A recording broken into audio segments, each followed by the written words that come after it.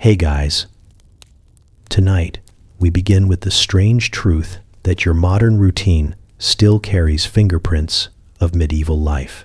The little gestures you never question, the polite habits you repeat automatically, they all have roots in a world shaped by suspicion, superstition, and the fear that someone might curse your soup.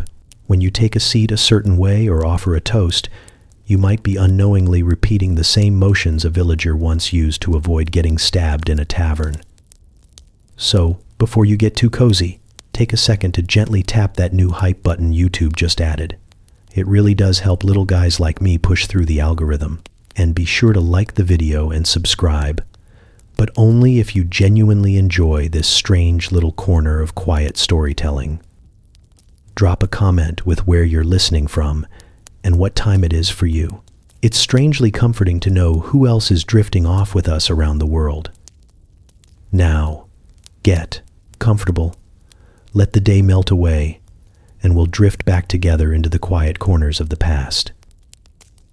You step into these lingering rules without even noticing at first. The way you slip into your shoes each morning without stopping to wonder why they are always by the door and never somewhere more imaginative. The world around you hums with ordinary sounds, the soft shuffle of your own steps, the quiet clatter of dishes, the familiar rhythm of daily life. Yet underneath that normal surface, tiny medieval ghosts tug gently at your sleeves, guiding your actions with habits that outlived the people who invented them. You do not question them. You just move through them, as if your body has memorized a script written centuries before you arrived. You notice it the moment you sit down at a table. You pull your seat in neatly, hands arranged in that calm, socially acceptable way that keeps you from looking like you might start a brawl. You do not know it, but your posture echoes villagers who once kept their elbows tucked in to avoid knocking over precarious clay cups. A single spill could mean ruined clothing, wasted ale, or an offended neighbor who would talk about you for the next 3 harvests. So you learn the same tidy movements without ever realizing their origin. You glance at someone across the room and offer a polite nod, a gesture so small it feels insignificant.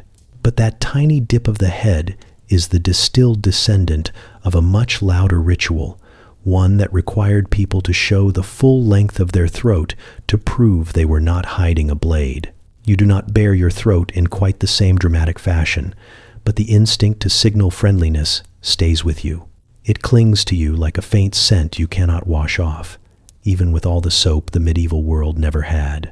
You hold open a door for someone, not because you have calculated a moral score, but because the gesture feels baked into your bones. Once, doorways were choke points where trouble could spark with frightening speed. The person who stepped through first had a momentary advantage, so offering that space became a sign of goodwill. Now you do it without thinking, offering peace to strangers in grocery stores and office buildings without ever knowing the original stakes involved. You choose where to stand when speaking to someone, drifting to a familiar distance that feels natural.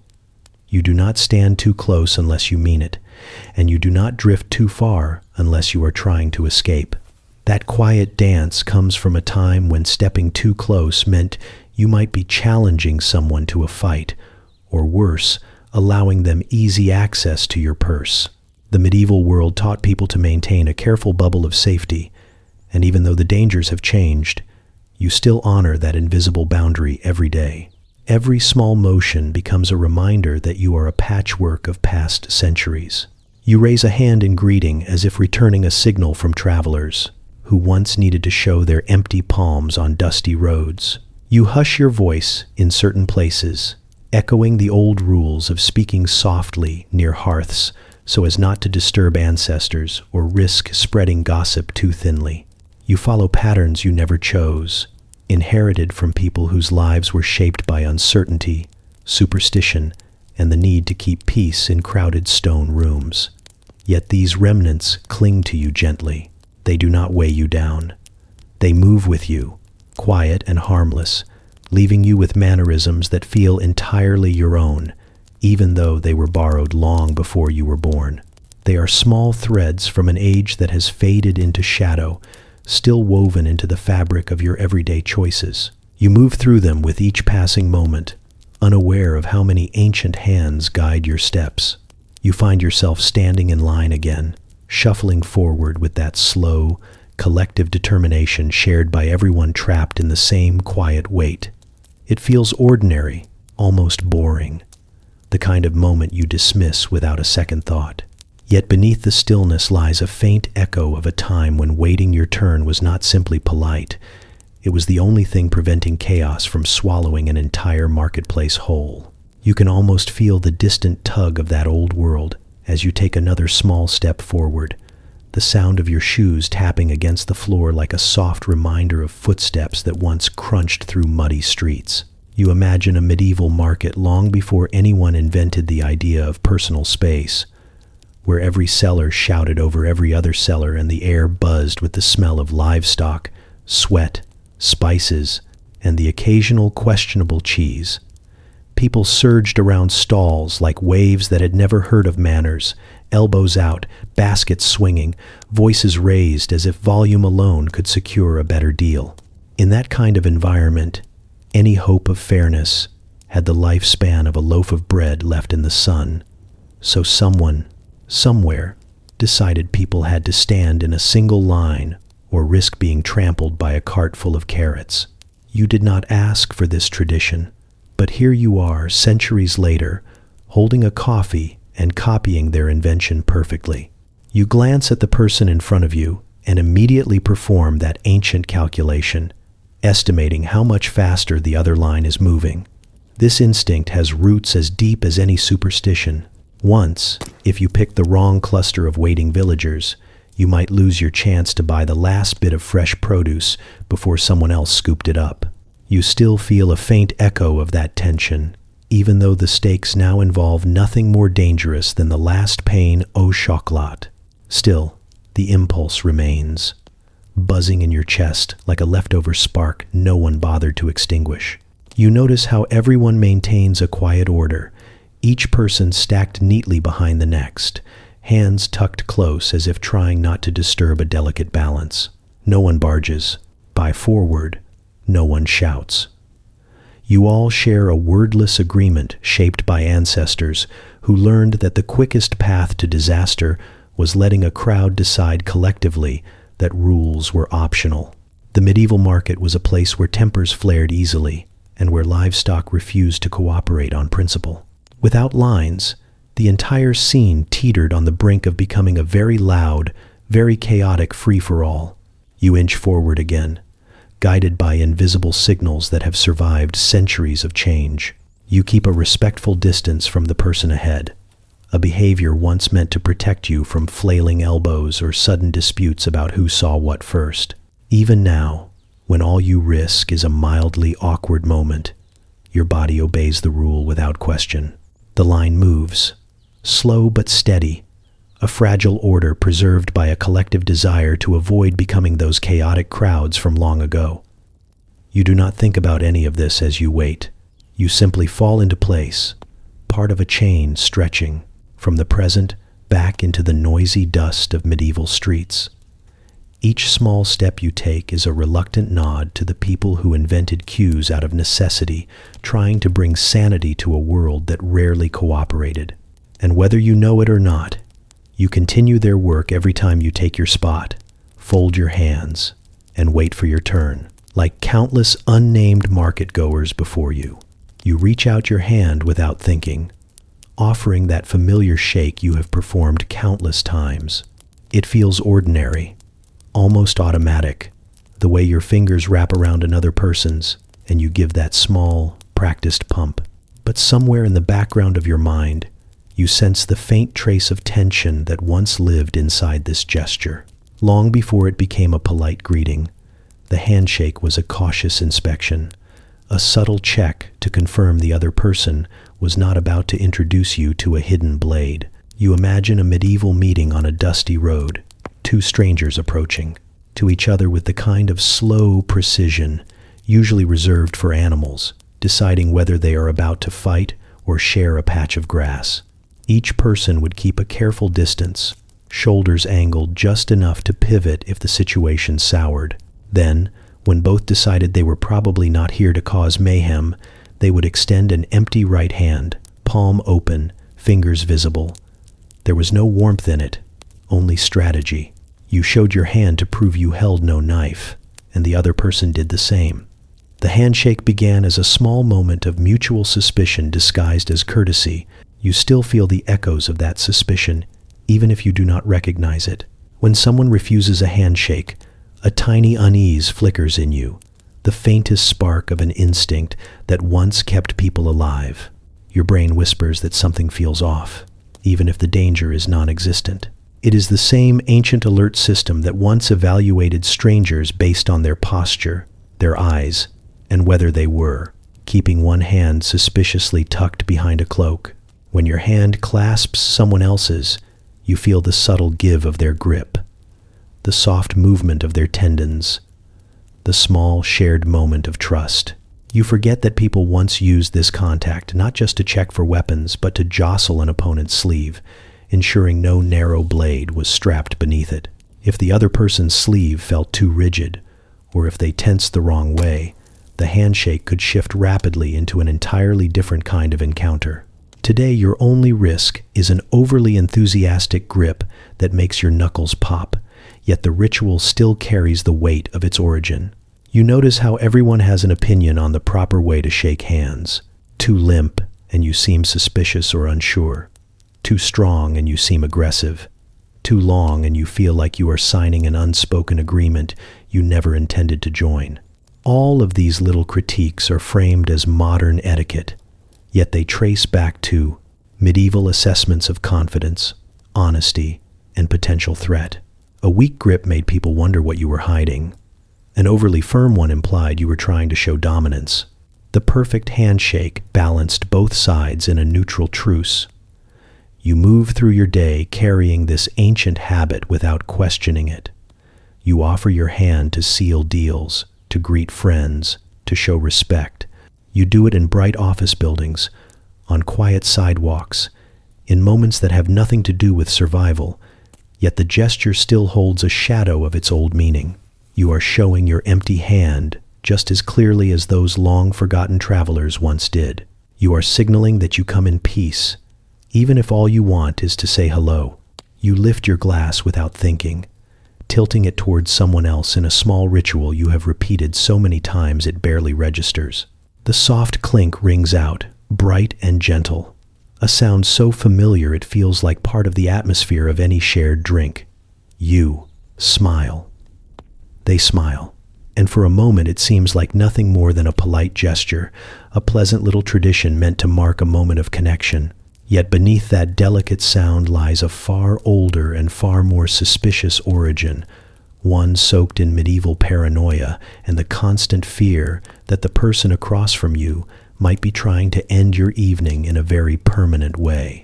You imagine a long wooden table in a candlelit hall, the air thick with the scent of roasted meat, smoke, and too many unwashed tunics. Two people sit across from each other, each holding a cup that has seen far more use than cleaning.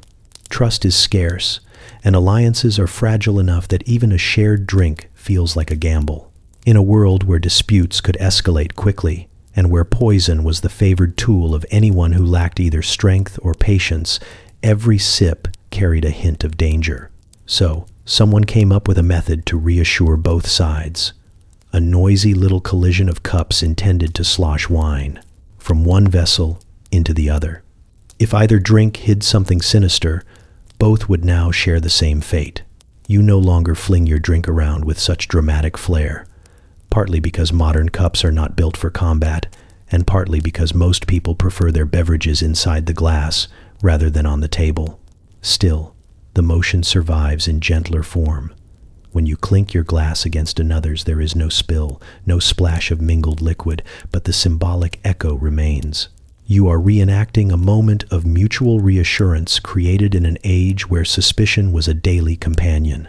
You notice how the act brings a small lift of cheer to the room, a moment of shared acknowledgement that everyone here is safe, welcome, and ready to enjoy the drink in front of them. This warmth hides the old tension that once lurked under the surface. Even now, if someone refuses to clink their glass, a faint awkwardness creeps in. It is an instinct older than logic, a tiny voice inherited from ancestors who studied every gesture for signs of ill intent. You do not accuse anyone of plotting against you. Yet the absence of the clink feels like a step out of rhythm, as if the ritual failed to complete itself. You sense how deeply that sense of shared trust runs. When glasses meet, you are wordlessly saying that you expect no trick, no treachery, nothing hidden beneath the surface. You mark the moment with sound, something bright and fleeting that proves both of you are here with honest intentions. Your modern world rarely requires this level of symbolic reassurance, but you still follow the script as faithfully as those long-gone travelers and feasting nobles once did.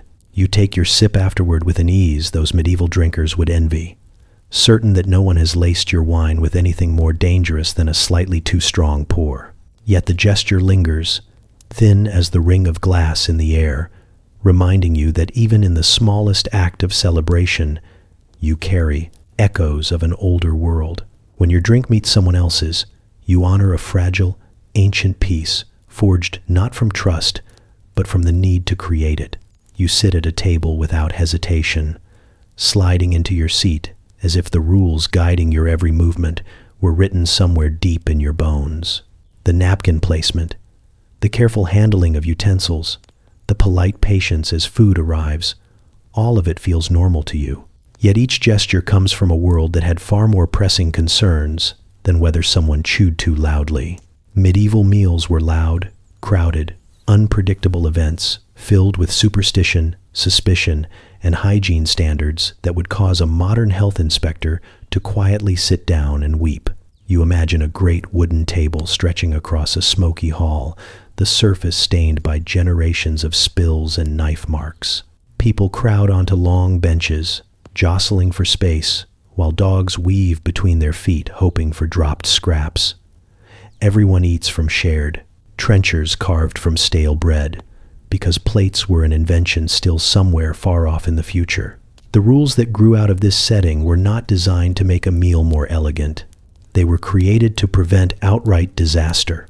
Every motion had a reason, usually involving preventing illness, avoiding accidental offense, or making sure no one mistook a friendly neighbor for someone attempting to stab them with a carving knife. You picture yourself in that world for a moment, holding a spoon that has not been washed since sometime in spring. There is a reason medieval people were so particular about which hand touched what. You kept your eating hand sacred, the loyal companion that never wandered into tasks too filthy to name. To break this rule would cause real panic, not because someone would scold you about etiquette, but because it could spread illness through a village faster than gossip through a tavern. Even now, you instinctively choose one hand for your fork, keeping the other free for tasks. Unaware of how ancient that rhythm truly is, you notice how you never point your knife at anyone across the table. It is an unspoken rule you follow, without effort, born from the very reasonable medieval belief that waving a blade in someone's direction was usually the first step toward a brawl. Back then, people watched the angle of your knife, the way modern people watch facial expressions, and a careless gesture could send the entire table into defensive mode before the bread reached the center. Even the simple act of cutting food with your own personal blade came with meaning. To set it down pointed outward was to signal warning, a kind of silent announcement that you were not entirely sure of the company. You use utensils without thinking, assembling them neatly on your plate between bites. But the medieval world had few such tools. People used their hands often, but those hands followed strict invisible rules. You could reach toward the salt only after the lord of the hall had taken his share, and you could not dig into communal dishes without showing your fingers were clean. That tiny show of cleanliness evolved slowly into the modern expectation that you behave with at least a hint of tidiness. Even your instinct to keep your elbows off the table has roots in those cramped dining halls.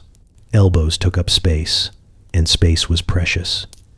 Too much spreading out could start an argument that traveled down the bench, like a spark through straw.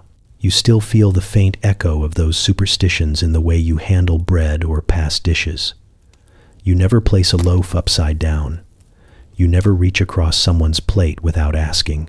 Even your belief that certain table behaviors bring good or bad luck comes from villagers who blamed crooked forks and spilled salt for everything from failed harvests to strange dreams. Their fears may be long gone, but the rituals remain, tucked into your daily habits like crumbs caught in a tablecloth. And so you eat your meal today with clean plates, quiet order, and no lurking threat of sudden chaos. Yet every polite gesture, every instinctive movement, is a leftover fragment from a time when sharing a table meant trusting the people beside you, not only with conversation, but with your life. You greet people all the time without pausing to consider the strange choreography behind it, the little tilts of your head, the polite curve of a smile, the steady tone of your voice. These gestures feel instinctive, stitched into your routine like background fabric you never inspect too closely. Yet each small movement carries centuries of practice, shaped by a world obsessed with class, reputation, and making sure the person approaching you was not about to swing a weapon in your direction. You do not think about danger when you say hello, but your medieval ancestors certainly did. You can almost picture the scene, a dirt road winding between fields, two travelers approaching, each other with a slow caution that has nothing to do with politeness and everything to do with survival. Every step brings questions. Is this person armed? Are they angry? Do they look like someone who has unresolved issues that a stranger might accidentally trigger by breathing too loudly? In that world, a greeting was not simply a friendly start. It was the first test, a signal that you had come with peaceful intentions rather than trouble tucked beneath your cloak. So you raise your hand in a casual wave when you meet someone today, unaware that this motion once served as evidence that your palm held nothing sharp. The higher you lifted your hand, the safer everyone felt. Some medieval greetings were far more theatrical, involving entire flourishes of the arm meant to show off the total absence of concealed objects. You do not go quite that far anymore, but the instinct lingers.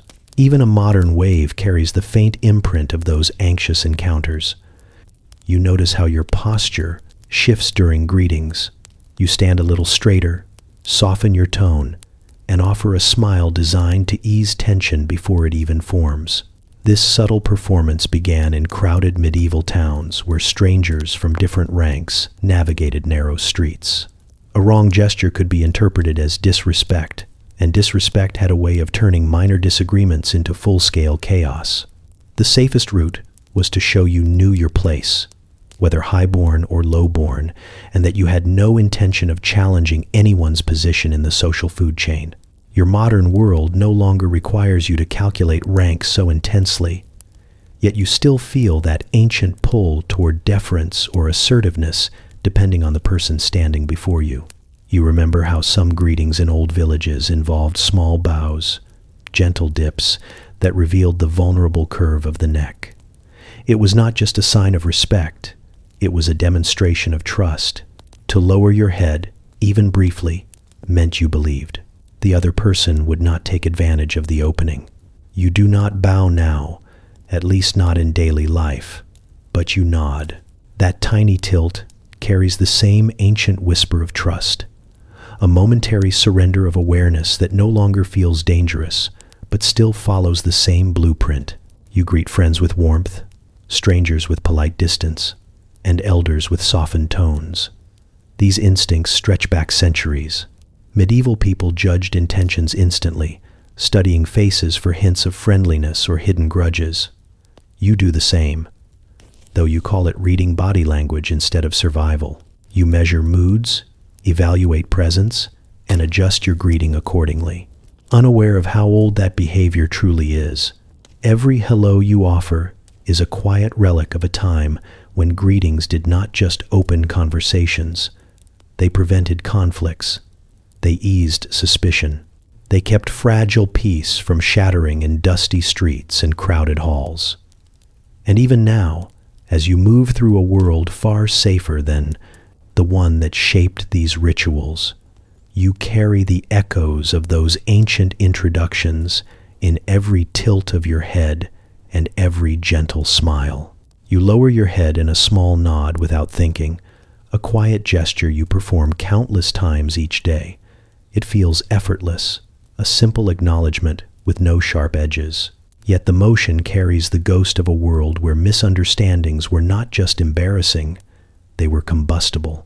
In medieval streets, a single wrong glance could spark trouble faster than a spilled drink in a crowded tavern, and the smallest hint of disrespect had the potential to end with someone dramatically sword fighting in a field for reasons neither participant fully remembered.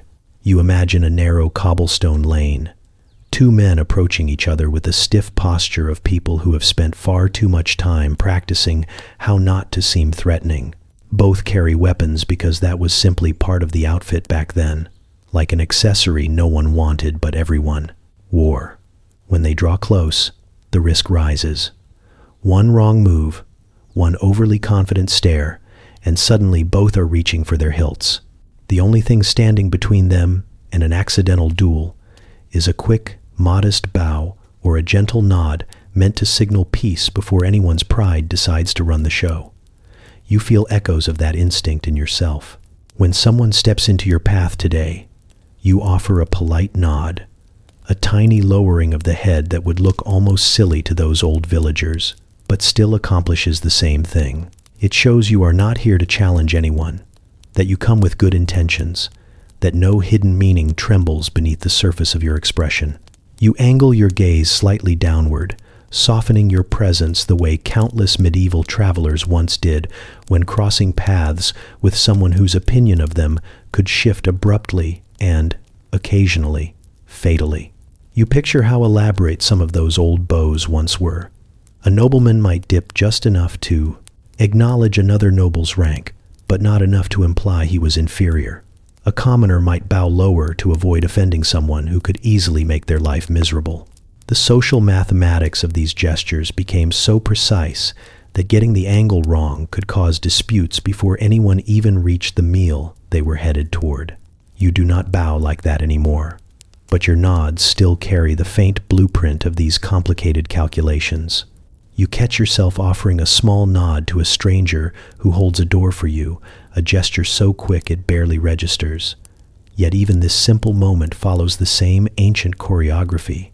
You are letting them know you appreciate the gesture, that you recognize their role in this tiny exchange of courtesy, and that neither of you has any intention of escalating into conflict over something as ridiculous as doorway precedence. Medieval people might have used slightly more dramatic motions, but the purpose remains the same. In crowded places, you instinctively perform another version of this ritual. When you weave through a group of people, you tilt your head and give short, repeated nods. You soften your expression. You make yourself appear agreeable, approachable, harmless. Those ancient instincts whisper through your behavior, even though the stakes today are nothing more than avoiding minor awkwardness. Once, however, the stakes were far higher, and these gentle gestures prevented quick tempers from spiraling into steel and shouting. You lower your head one last time in your mind's eye, imagining how many lives were probably saved by a simple bow. It was a gesture that bridged misunderstandings long before people invented detailed explanations or impartial referees. And so you carry it with you now, subtle and stripped of danger, a delicate inheritance from a world where the wrong nod could end a quiet afternoon, but the right one could keep the peace. You get dressed without considering that each piece of clothing carries a story older than the fabric itself. You reach for certain colors, certain cuts, certain combinations that feel appropriate for the place you are going. You do not think about why they feel appropriate. You just know they do. The way you know not to wear pajamas to a job interview unless you are committed to chaos. Yet beneath those choices lives a secret language crafted in medieval towns where clothing was not just decoration. It was a code, a social map, and sometimes an early warning system designed to help people avoid disastrous misunderstandings. You imagine walking through a medieval village where every stitch on every person tells a story. Colors are not simply preferred, they are controlled. Deep reds and rich purples belong to the wealthy, because dyeing fabric in those shades required either access to rare materials or the willingness to bankrupt yourself for a single outfit. A farmer wearing royal purple would create the same reaction as someone today, showing up to the office in a full ball gown on a random Tuesday. People would stare, whisper, and wonder which law you thought you were brave enough to ignore. You feel echoes of these rules even now. When you dress for a formal event, reaching for darker fabrics and structured clothing, you are reenacting a hierarchy that once determined who could enter noble halls without being thrown out by a guard with strong opinions. When you slip into casual clothes at home, soft fabrics and worn textures, you mirror the old divide between the workday tunic and the garment reserved for resting by the hearth. The instinct to dress differently, depending on who might see you, has roots far deeper than you realize. You can picture medieval people studying each other's clothing the way you study someone's tone of voice. A belt worn too low could signal arrogance. Shoes too polished implied an attempt to climb socially without permission. Even hats came with rules. Some signaled rank, others signaled trade, and a few existed solely to warn the world that the wearer had very strong feelings about their place in society. You do not have to navigate these exact signals anymore, but you still read outfits instinctively, sensing mood, status, confidence, or careful intention in the way someone dresses. You find yourself adjusting your appearance before stepping into certain spaces, smoothing fabric, straightening collars, making sure everything looks just right. This impulse dates back to medieval gatherings, where clothes were often the only way to show that you belonged, that you respected the gathering, and that you understood the social script. No one wanted to arrive at a feast dressed incorrectly, only to discover that their choice of color accidentally announced political allegiance to the wrong family. Even small modern habits echo the old rules. The way you avoid pairing certain patterns comes from medieval guilds that used uniforms to mark trade and skill. The instinct to remove your hat indoors mirrors a gesture of humility, once meant to show that you were disarming yourself, quite literally, because some hats concealed small blades or heavy metal fittings. The expectation that certain outfits fit certain times of day reflects an ancient belief that improper clothing could upset spirits or offend local officials with far too much free time. You move through these inherited rules without noticing them, dressing in layers of meaning stitched by people who lived in a world filled with suspicion, order, and a firm belief that fabric could tell the truth even when people did not. Your choices feel modern, but they carry the quiet hum of old customs. Every button, every color, every instinctive adjustment connects you to a forgotten code that shaped society long before fashion became a form of expression. Even now, you walk through your day wrapped in the faint echoes of medieval expectations, woven into the threads of everything you wear. You watch a wedding unfold, and everything feels familiar, almost comforting, as if the rituals were always meant to be this way. The white clothing, the slow walk down the aisle, the gathering of family members who pretend not to notice how uncomfortable their shoes are. You settle into the rhythm of it without questioning why any of it exists. Yet each gesture, each tradition, carries the weight of countless generations that shaped weddings not around romance, but around survival, alliances, and the need to keep peace in villages where gossip spread faster than fire in a thatched roof. You imagine a small medieval settlement where weddings served purposes far beyond celebration. Families gathered not just to bless a union, but to observe the forging of alliances that might prevent feuds or strengthen harvest deals. Each smile was measured, each handshake carefully noted, as if every villager silently evaluated whether this match would reduce tension or spark new trouble. Even the choice of day mattered. Couples married when the weather cooperated, because a muddy field could turn an entire ceremony into a communal disaster no one wanted to repeat. You picture the bride stepping forward, wearing whatever fabric her family could manage. Not an immaculate white gown, but a dress chosen for durability and meaning. Colors represented moods, fortunes, or hopeful omens. The idea of wearing white would arrive centuries later, but the pressure to appear presentable in front of so many watchful eyes was already there. Villagers judged cleanliness as a sign of respect, even though their own standards of hygiene would make a modern wedding planner stare into the distance and reconsider life choices. You see the origins of the aisle in the narrow lanes of these villages. The bride walked flanked by her family not because it looked elegant, but because this was the safest way to guide her through tightly packed streets. People wanted a clear view, and crowding too close could spark disputes with neighbors who took personal offense at being elbowed during such an important moment. The walk itself became a symbolic journey, moving her from one household to another, witnessed by the entire community that would hold both families accountable for whatever came next. You think about the exchange of rings, a gesture that now feels warm and symbolic, but once had deeply practical undertones. A ring signified binding agreements far more serious than romance. In some villages, it stood as a physical marker of a bargain made between families. Rings were often crude, made from simple metals, but they represented something unbreakable, something that even the most stubborn relative could not deny once the ceremony concluded. You watch guests gather for food and realize medieval feasting shaped this part too. A wedding feast was not a polite meal. It was a test of generosity, status, and community strength. Families stretched their resources to provide enough food for everyone, sometimes sacrificing weeks of supplies to preserve honor. The feast served as proof that the union benefited more than just the couple. It bound the community together, at least for a night, under shared bread and shared stories. You sense the faint threads of those pressures even now. When people debate seating arrangements or worry about hurt feelings, they echo medieval concerns where avoiding offense was a survival skill. When families meet awkwardly but politely, you see the remnants of alliances that once held villages together.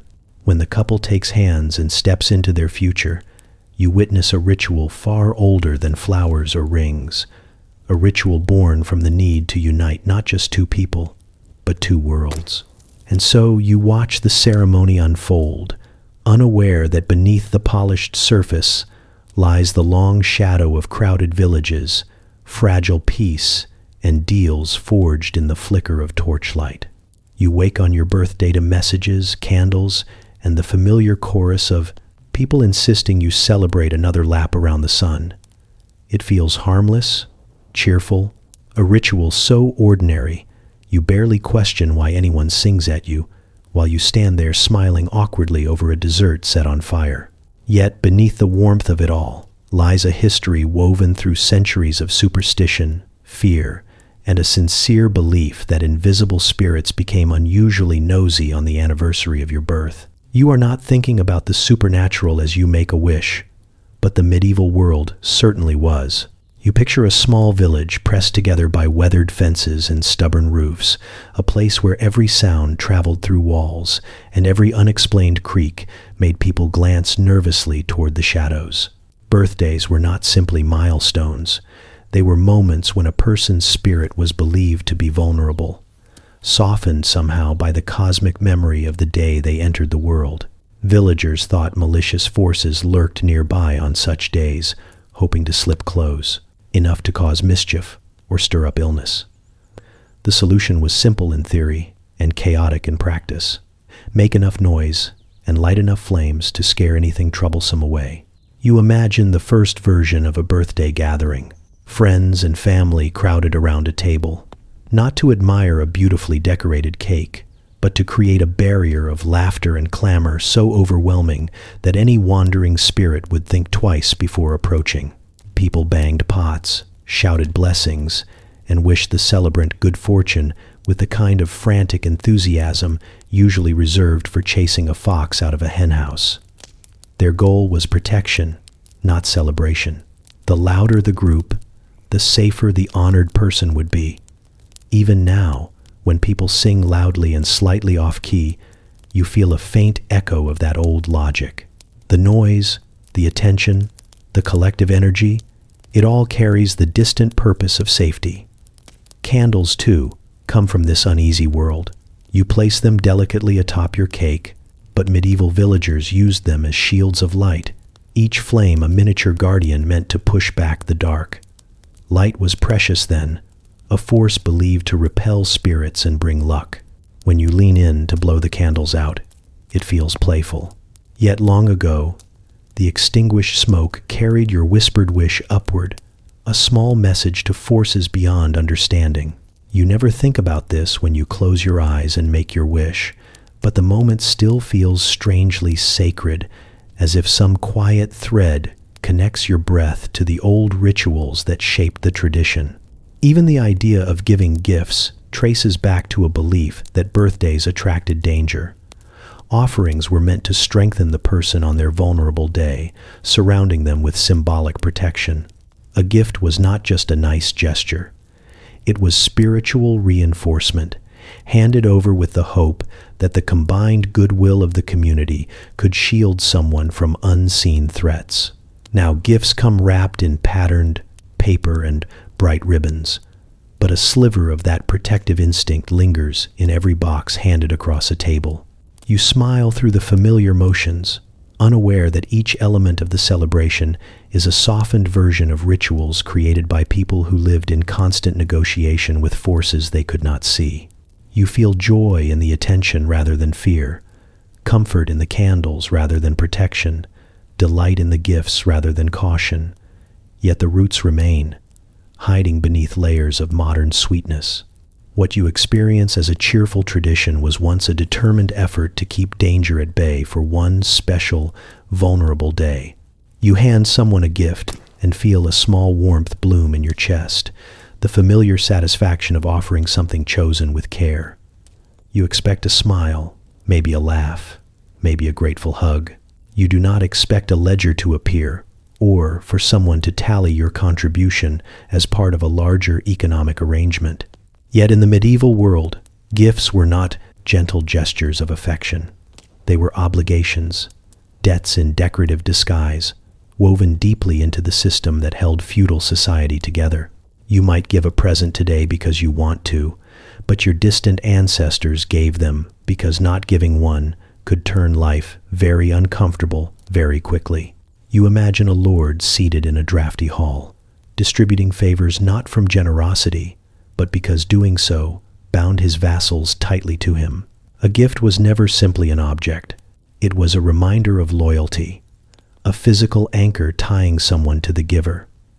If you received a cloak or a small parcel of grain, you accepted an unspoken contract. You owed something in return. The feudal world ran on these exchanges. Each gift, a cog in a machine built from duty, hierarchy, and the constant need to keep everyone aware of their place. You did not thank the giver, you calculated the implications. You picture a villager offering a small basket of produce to a neighbor, not because they felt a sudden burst of kindness, but because they expected assistance during harvest season or hoped the neighbor would keep quiet about a wandering goat that had absolutely not trespassed into someone else's garden. Gifts were woven into negotiations, each one a subtle attempt to tilt relationships in a useful direction. Even celebrations became transactional. Weddings, births, and seasonal festivals all required offerings that demonstrated cooperation. To fail at this could mark you as unreliable, which was a dangerous reputation in a world where survival depended on community. You sense the echoes of those obligations in modern life, even if the stakes are less dramatic. When you receive a gift, a tiny part of you begins calculating.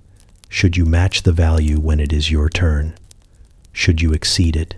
Should you pretend you had planned something all along? Beneath your polite enthusiasm sits the faint pressure of ancient reciprocity. You may not be worried about crop assistance or militia support, but you still understand the social equation. A gift creates a thread, and threads tug. You think about holidays, how people exchange presents in tangled rounds that somehow feel both joyful and vaguely strategic. Medieval people would recognize the pattern immediately. Entire feasts revolved around presenting items to reinforce status or to flatter someone with the power to make your year easier. Even small offerings carried heavy meaning. A poorly chosen gift could insult someone. A lavish one could imply ambition. A missing one could ignite suspicion that you no longer respected the bond. You unwrap a present today with delight rather than caution, but the ritual still carries the faint hum of its old purpose. When you give something, you are participating in a tradition that once balanced the entire structure of society. You follow the script because it feels right, because generosity is expected, because the action itself warms both sides. But deep beneath the ribbons and wrapping lies a history shaped by duty rather than affection. And whether you know it or not, every gift you exchange carries the faint shadow of deals forged long before kindness became part of the equation. You lift your drink during a toast without giving it much thought. The motion so practiced that your hand seems to know what to do long before your mind catches up. You wait for someone to say the familiar words. You smile on cue, and you raise your glass at just the right moment. It feels lighthearted, a harmless ritual meant to spark connection. Yet beneath the cheer lies a history shaped by tavern suspicion, untrustworthy bartenders, and the persistent medieval belief that everyone was one bad sip away from an unfortunate evening. You picture a crowded tavern in a medieval town, packed tightly with travelers, merchants, and a few professional troublemakers who treated the place like their natural habitat. The air smells of smoke, sweat, and ale that may or may not have been brewed with any real skill. Conversations overlap chaotically, and every corner of the room feels alive with restless energy. Trust is scarce here. People size each other up with the quick, darting glances of those who know. Fights often start faster than conversations. A drink shared among strangers is never just a drink. It is a gamble, a test, a quiet promise that no one intends to poison anyone else to settle a lingering grudge. You imagine two men clinking their wooden cups together with exaggerated force, splashing their drinks into one another's vessels. The gesture was never meant to be delicate. It was a defensive move, a way to mix both drinks so completely that any hidden toxin would divide evenly. If one person drank, both would. The logic was simple, if slightly chaotic. The more your beverage sloshed onto the table, the safer you felt. Medieval taverns were not known for subtlety. You still feel faint traces of that old tension when someone proposes a toast. Even now, the crowd softens into a shared focus. People lift their glasses, waiting for a signal. While no one fears poison, you can sense the old instinct humming beneath the surface, the idea that raising a drink together creates a brief truce. It establishes a moment where everyone agrees, silently and collectively, to behave. The toast becomes a pause in the noise, a tiny island of unity built from clinking glass and unspoken reassurance. Then there was the competitive side of things. Medieval drinkers were not content with quiet declarations of goodwill. They turned toasts into challenges, each person trying to outdo the last with louder cheers, bolder wishes, and wilder gestures that occasionally threatened to topple half the table. You can almost hear them shouting dramatic blessings, pounding on the wooden boards, as if they expected their enthusiasm to influence the very fate of the harvest. The louder the toast, the more you proved your strength, loyalty, and ability to remain upright after far too much ale. Modern toasts carry the softened version of these rituals. You raise your glass gently, mindful not to spill anything, yet the symbolism lingers. When you clink the rim of your glass against someone else's, you echo the old demonstration of trust, even if your biggest concern is avoiding a tiny chip. When someone gives a speech before a toast, weaving humor or sentiment into a few carefully chosen words, you hear the faint echo of those medieval competitions, the desire to say something memorable enough to earn nods around the room. You take your sip once the glasses meet, feeling the familiar warmth of the moment, unaware that this simple act was once a survival strategy, a show of camaraderie and a way to keep reckless tavern patrons from turning the night into a disaster. The toast you share now feels gentle, polished, even sweet, but its roots are tangled deeply in a world where trust had to be proven with noise, spills, and the intense willingness to drink alongside someone who might or might not be your friend. And without realizing it, you carry that ancient tradition forward each time you lift your glass and let it ring softly against another. You step outside your home and fall naturally into the quiet rules of your neighborhood without ever stopping to wonder where they came from. You keep your voice a little softer in shared spaces, greet familiar faces with polite nods, and instinctively avoid doing anything that would make your neighbors raise their eyebrows. It all feels modern and reasonable, the sort of unwritten social contract everyone accepts without needing it posted on a sign. Yet as you move through the day, you can feel the faint tug of habits shaped long ago in medieval towns, where living close together required more strategy, patience, and compromise than anyone today would willingly admit. You picture a small medieval settlement packed tightly behind wooden walls, homes pressed so close that you could hear your neighbor sneeze before they even realized it was coming. Privacy was a luxury no one had, so harmony depended on an intricate set of unspoken rules. People learned quickly that if you boiled cabbage at the wrong hour or let your livestock wander freely, the entire street would talk about you for weeks. Not behind your back, directly to your face. Medieval gossip was an unstoppable force, sharp enough to shape behavior with surprising efficiency. You find traces of that world in yourself when you lower your voice while walking past open windows. In medieval towns, raised voices signaled trouble. Arguments spread through cramped streets like sparks along dry thatch, and neighbors listened closely to gauge whether they needed to intervene before someone made a poor decision involving a pitchfork. Even now, something inside you hesitates before being too loud, as if the walls around you still carry the memories of those overheard quarrels. You picture narrow lanes where waste, water, and wandering animals all had designated paths. The towns created early versions of rules about cleanliness, not because anyone was particularly fond of tidiness, but because a poorly placed bucket or carelessly emptied basin could send an entire row of houses into a collective meltdown. You feel echoes of this when you wheel your trash to the curb on the correct day or avoid leaving anything outside that might bother someone across the street. You are following the same ancient logic. Shared spaces require cooperation, otherwise chaos wins. You see the roots of modern neighborhood courtesy in the way medieval people managed noise. In a town where families lived shoulder to shoulder, nighttime sounds mattered. Too much hammering while people tried to sleep, too much singing after ale, too much anything, and suddenly half the street stood in your doorway offering feedback you did not ask for. Today, you check the time before running a loud appliance, unaware that your courtesy mirrors centuries of enforced nocturnal peace. Even the way you greet neighbors carries older meaning.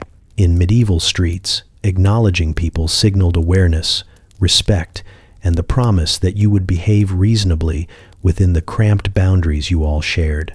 Ignoring someone could spark suspicion or imply hostility. When you offer a smile or a short hello now, you repeat that ancient truce, reaffirming the invisible agreement that everyone will exist peacefully within shouting distance. You navigate parking spaces, property lines, and noise levels with more confidence than any medieval villager could imagine. But the instincts guiding you come from a time when survival depended on cooperation, and grudges lasted generations. You feel these echoes each time you act with caution, with courtesy, with that quiet awareness that you do not live alone, that your life rubs edges with other lives.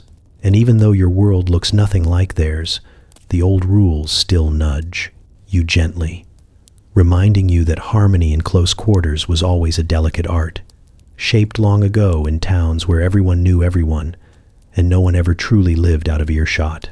You walk into a gathering and choose your seat with the quiet precision of someone pretending not to care while absolutely caring.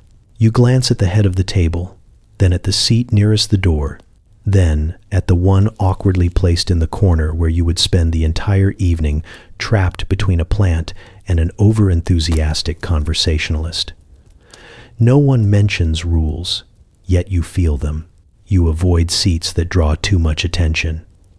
You avoid the places where you might block someone else. You avoid the strange, unlucky spots that simply feel wrong. You sit where it feels safe, comfortable, neutral, and without realizing it, you follow an instinct planted deep in medieval halls where seat placement could determine your status, your reputation, and occasionally your continued ability to breathe.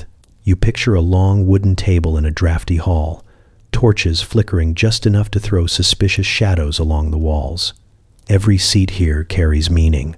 The head of the table belongs to someone who earns it through rank or sheer stubbornness. The seats beside them belong to allies. Farther down are people whose importance fades seat by seat like a ranking system carved silently into the wood. Choosing the wrong seat is not a minor mistake. It is a potential insult, a challenge, a declaration that you believe yourself more powerful than the person glaring at you over their cup. You imagine the tension that filled the room when someone accidentally took a seat reserved for a high-ranking guest.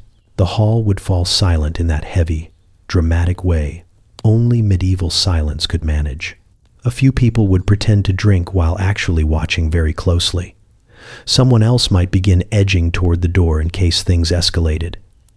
Even if the mistake was innocent, it could stir trouble faster than a spilled jug of ale. You feel a distant ripple of that anxiety today when you hover before choosing your place at a table, trying to sense whether you are about to sit somewhere you do not belong. You picture another type of seat, the one placed with its back to the door. Medieval superstition treated this position as a disaster waiting to happen, with danger always lurking in rumors, feuds, or the occasional roaming thief. Sitting where you could not watch entrances felt reckless. People avoided it instinctively, and that caution lingers inside you even now. When you enter a cafe, your eyes flick toward the seats that offer a better view. You do not think about ambushes, but your ancestors certainly did, and they left that quiet instinct stitched into your spine. There were the unlucky seats too, the ones placed at the shadowy corners of a room where medieval people believed spirits gathered. You can almost imagine someone refusing to sit in a dim spot during a feast, whispering a quick excuse about drafts or discomfort while actually trying to avoid any supernatural eavesdroppers. You still avoid the odd, lonely corners at gatherings, not because you fear spirits, but because something about them feels socially fragile, as if choosing one might isolate you from the rhythm of the room. Even politeness today echoes the old hierarchy. You let elders choose their seats first. You leave certain places open for guests of honor. You hesitate before claiming a spot that seems too close to the center of attention, unsure whether it implies confidence or arrogance. These small decisions trace back to medieval etiquette that kept peace in rooms filled with pride, suspicion, and an acute awareness that seating arrangements could either unite a gathering or turn it into a theatrical spectacle. You sit at your chosen place, relieved, comfortable, and unaware that you have just participated in a tradition shaped by centuries of caution, superstition, and the delicate art of surviving a room full of people who cared deeply about where everyone sat. You say something optimistic, something hopeful, something that feels almost too confident, and the moment the words escape your mouth, you reach for the nearest piece of wood and tap it like a quiet, personal alarm system. You do not question the motion. You do not wonder why it works. You simply do it because something in you whispers that failing to knock would invite the universe to test your luck in increasingly creative ways. It feels harmless, playful, almost superstitious in a casual modern way.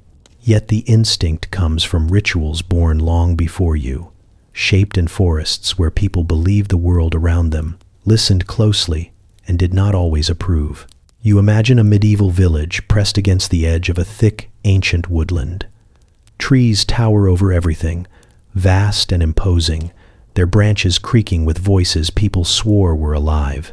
These forests were wild and unpredictable, places where hunters disappeared and strange noises drifted through the dark. People believed spirits lived inside the trunks, not metaphorically but literally, tucked behind bark, like watchful guardians with short tempers. Villagers treated these trees with respect, speaking to them with the same caution they used when addressing their local lord on a particularly moody morning. You picture someone expressing hope aloud, maybe about weather that finally seems promising or a harvest that looks surprisingly healthy. Immediately after their words, they touch the nearest wooden surface. Not lightly, not politely, they tap with purpose, believing the sound reached the spirits within, a way to say, "Please ignore what I just said, or at least do not punish me for sounding too pleased with myself." The knock acted as both apology and bribe, a small gesture to avoid inviting misfortune. You feel the echo of that fear inside yourself. When you knock on wood after saying something, bold or lucky, you reenact a ritual meant to distract unseen forces. You perform it as a joke, yet part of you takes comfort in it. Something about the tap feels like closing a door you accidentally opened. You do not believe spirits lurk in your furniture, but your hand moves anyway, trained by generations who absolutely did. You picture medieval children running through a forest, playing games that involve touching trees for safety. Adults watch them with a strange seriousness, because the ritual felt true even if the game did not. Touching wood meant protection. It meant calling on something older and wiser. It meant acknowledging that the world was full of mysteries far larger than human understanding. You still echo that belief when you knock gently, trying to convince yourself and whatever invisible force you half believe in that you are not tempting fate. You can almost hear villagers in a smoky tavern whispering blessings and tapping beams whenever conversation drifted toward fortune. Someone would boast that their livestock had not fallen ill this season, then immediately knock the thick wooden table to avoid inviting unwanted attention from jealous spirits. Another might mention a journey without trouble, then tap the doorframe before even finishing the sentence. The habit spread from fear to custom to instinct, and from instinct to tradition that never quite faded. You knock on wood today with a smile, brushing off the gesture as unnecessary, even as it brings quiet relief. The superstition has softened over the centuries, losing its sharp edges, but the instinct remains. You tap because it feels safer. You tap because your ancestors taught their children to do the same. You tap because some part of you still whispers that good fortune should never be spoken too loudly without a small offering to whatever might be listening. And in that gently repeated motion, you continue a ritual far older than you realize, one meant to keep chaos at bay, with nothing more than a touch of wood and a quiet hope that the world will leave your luck alone. You look at your calendar and notice how naturally you divide your days into times for abundance and times for restraint, as if some ancient pattern still guides you. You plan certain meals for certain days, feel a strange comfort in weekly rhythms, and instinctively avoid scheduling big gatherings on nights that feel too crowded with obligations. These habits seem ordinary, the quiet structure of a modern life. Yet beneath them lies a world shaped by medieval feasts and fasts, where the entire rhythm of society beat in a steady cycle of indulgence and discipline. You imagine stepping into a medieval village at dawn, where every household wakes to the same unspoken schedule. The church bell dictates the day more firmly than any planner or phone alert. Feasts scatter through the months with almost theatrical flourish, grand occasions that pull entire communities into shared celebration. Fasts settle between them like long, solemn shadows, requiring quiet restraint and limiting indulgence. People could tell the season not by the weather, but by the mood of their meals and the energy in the streets. You picture the feasts first, tables groan beneath roasted meats, loaves of dark bread, and dishes that only appear a handful of times each year. Villagers gather shoulder to shoulder, laughing too loudly, talking too quickly, and eating as if the world itself demanded enthusiasm. These feasts were not just opportunities to eat well, they were markers of time, ways to remember the passing of months and the importance of communal unity. Even people who shared nothing else shared these meals. You feel hints of this pattern when your own year tilts toward its holidays. Something inside you expects the celebrations, the big dinners, the crowded tables. You may not roast an entire animal or brew ale in a barrel, but you feel the tug of those old instincts as you choose days for gathering and days for quiet. The medieval cycle whispers beneath your modern schedule. Then come the fasts. In the old world, fasting was not an optional personal challenge. It was a mandated rhythm, shaping when people could eat meat, when they could drink, when they should step back from pleasure and lean into reflection. Entire villages softened their habits at once, kitchens quieting, markets slowing, taverns losing some of their usual rowdiness. People adapted because the fasts brought order, a structured pause that balanced the festive chaos. You recognize that instinct in yourself when you decide to reset after a stretch of celebration. You eat lighter meals. You avoid gatherings for a little while. You recharge. Modern life offers freedom, yet you still follow the old pattern without consciously choosing it. Your body and mind fall into the ancient pulse of feast and fast, abundance and calm, noise and quiet. You picture the medieval year again, shaped like a patchwork of celebration and restraint.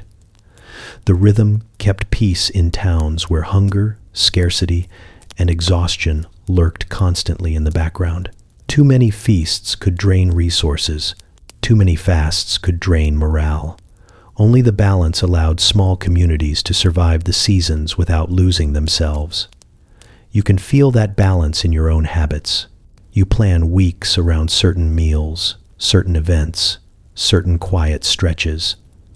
You obey internal cues shaped by people who lived long before you, people who needed structure to endure unpredictable lives. You follow their rhythm not because you must, but because something in you still responds to the ebb and flow that once governed entire villages.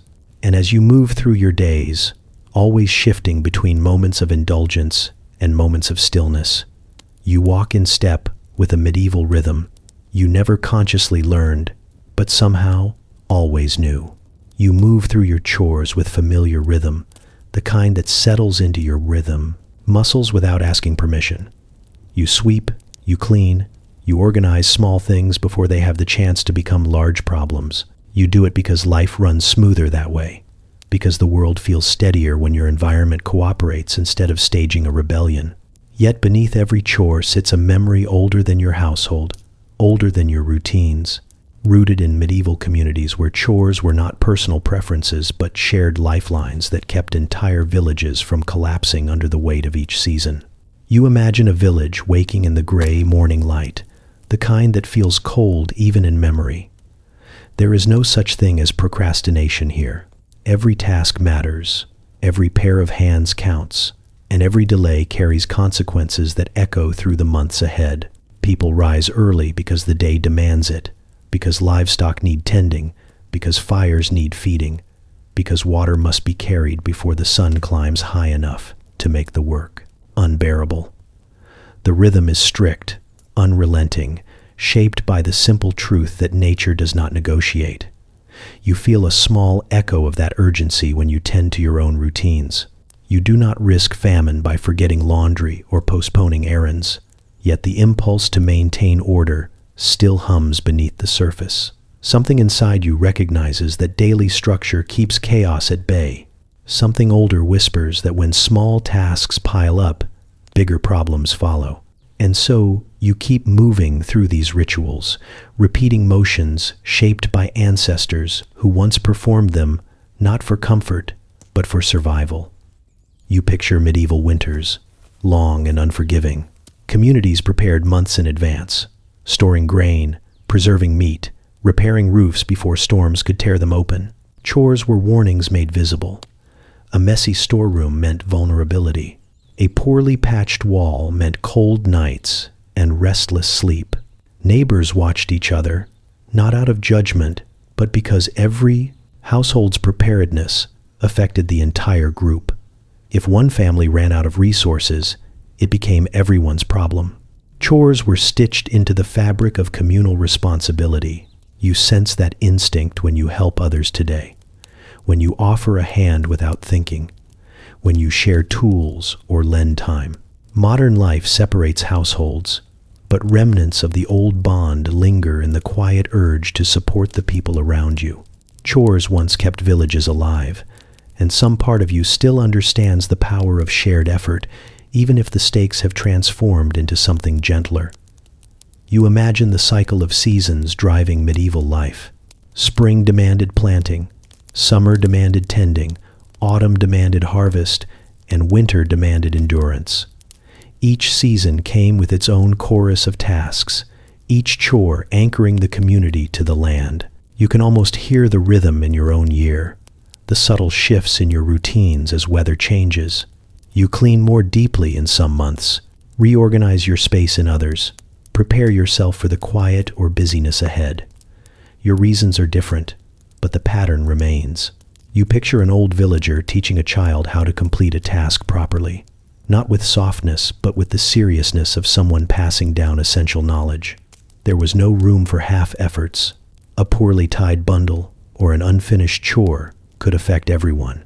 And though your world is safer, you still feel the satisfaction of doing tasks well, the grounding calm of knowing you handled something before it spiraled into trouble. You finish your chores today with a small exhale, feeling the steadiness they bring.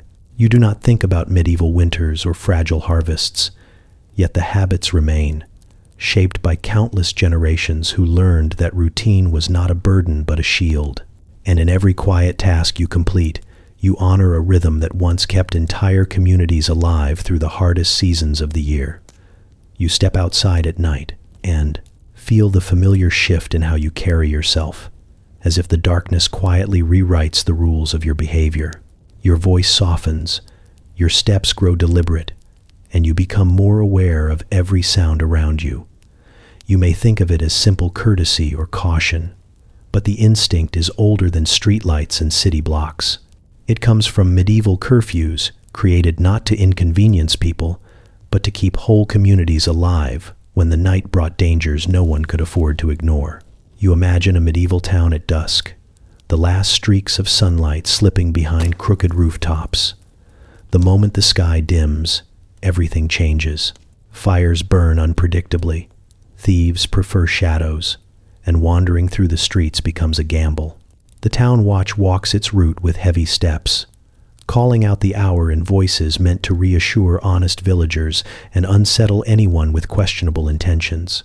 People hurry inside because the night is not a backdrop for leisure. It is a territory, claimed by uncertainty. You picture the curfew bell hanging in the square, its tone carrying through every twisting alley. The ringing is not a suggestion. It is a command shaped by necessity. Once you hear it, you bank your hearth, secure your doors, and settle into whatever small circle of light your home provides. The bell tells you when to stop working, when to stop wandering, when to stop risking the kind of trouble that cannot be undone. Fires sparked easily in houses built of wood and thatch, and one careless ember could swallow a town before dawn. Curfews saved lives far more often than anyone admitted out loud. You feel faint echoes of that caution when night falls in your own world. You text someone when you arrive safely. You stay aware on quiet streets. You wonder whether a noise behind you is real or your imagination sharpening itself against the dark. You do not fear marauding bands or open flames sweeping through your neighborhood, yet the instinct to be more careful after sunset lingers inside you like a message handed down through a long line of people who survived because they respected the night. You imagine medieval families gathering close after curfew, sharing the same pockets of warmth and sound. Nighttime belonged to stories, whispered conversations, and quiet work done by candlelight. Outside, the town grew still. Curfew created a shared pause, a boundary between the chaos of the day and the vulnerable silence of the hours that followed. You feel versions of this even now when you lower your voice late at night or hesitate before making noise that might ripple through your walls. Something inside you remembers when quiet meant safety, and when breaking that quiet invited the attention of watchmen who were far more enthusiastic than anyone preferred. You picture the heavy wooden gates of the town being barred for the night. Anyone who returned too late stood outside in the dark, knocking with a mixture of impatience and fear. Those gates separated what belonged to the community from what belonged to whatever moved unseen beyond the walls. You sense a small echo of that separation when you lock your door before bed, not because you expect danger, but because locking up feels like closing the world out for a little while. You move through nighttime with these old rules simmering beneath your choices. You walk more carefully, speak more quietly, and settle into your home as if the dark still watches you with ancient patience. Your world is brighter, safer, and filled with comforts medieval people could not imagine. Yet your instincts still follow the pattern carved by centuries of survival. And even though the curfew bell no longer rings, its memory lingers in the ways you live after sunset, shaped by a time when the night demanded respect and the towns that obeyed it endured. You open your door to a guest and instantly feel yourself slide into the soft choreography of hospitality. You offer a greeting, a place to sit, something to drink, something to nibble on, all before you even think about whether you actually have snacks or whether you are now committed to improvising with whatever you find in the back of a cupboard.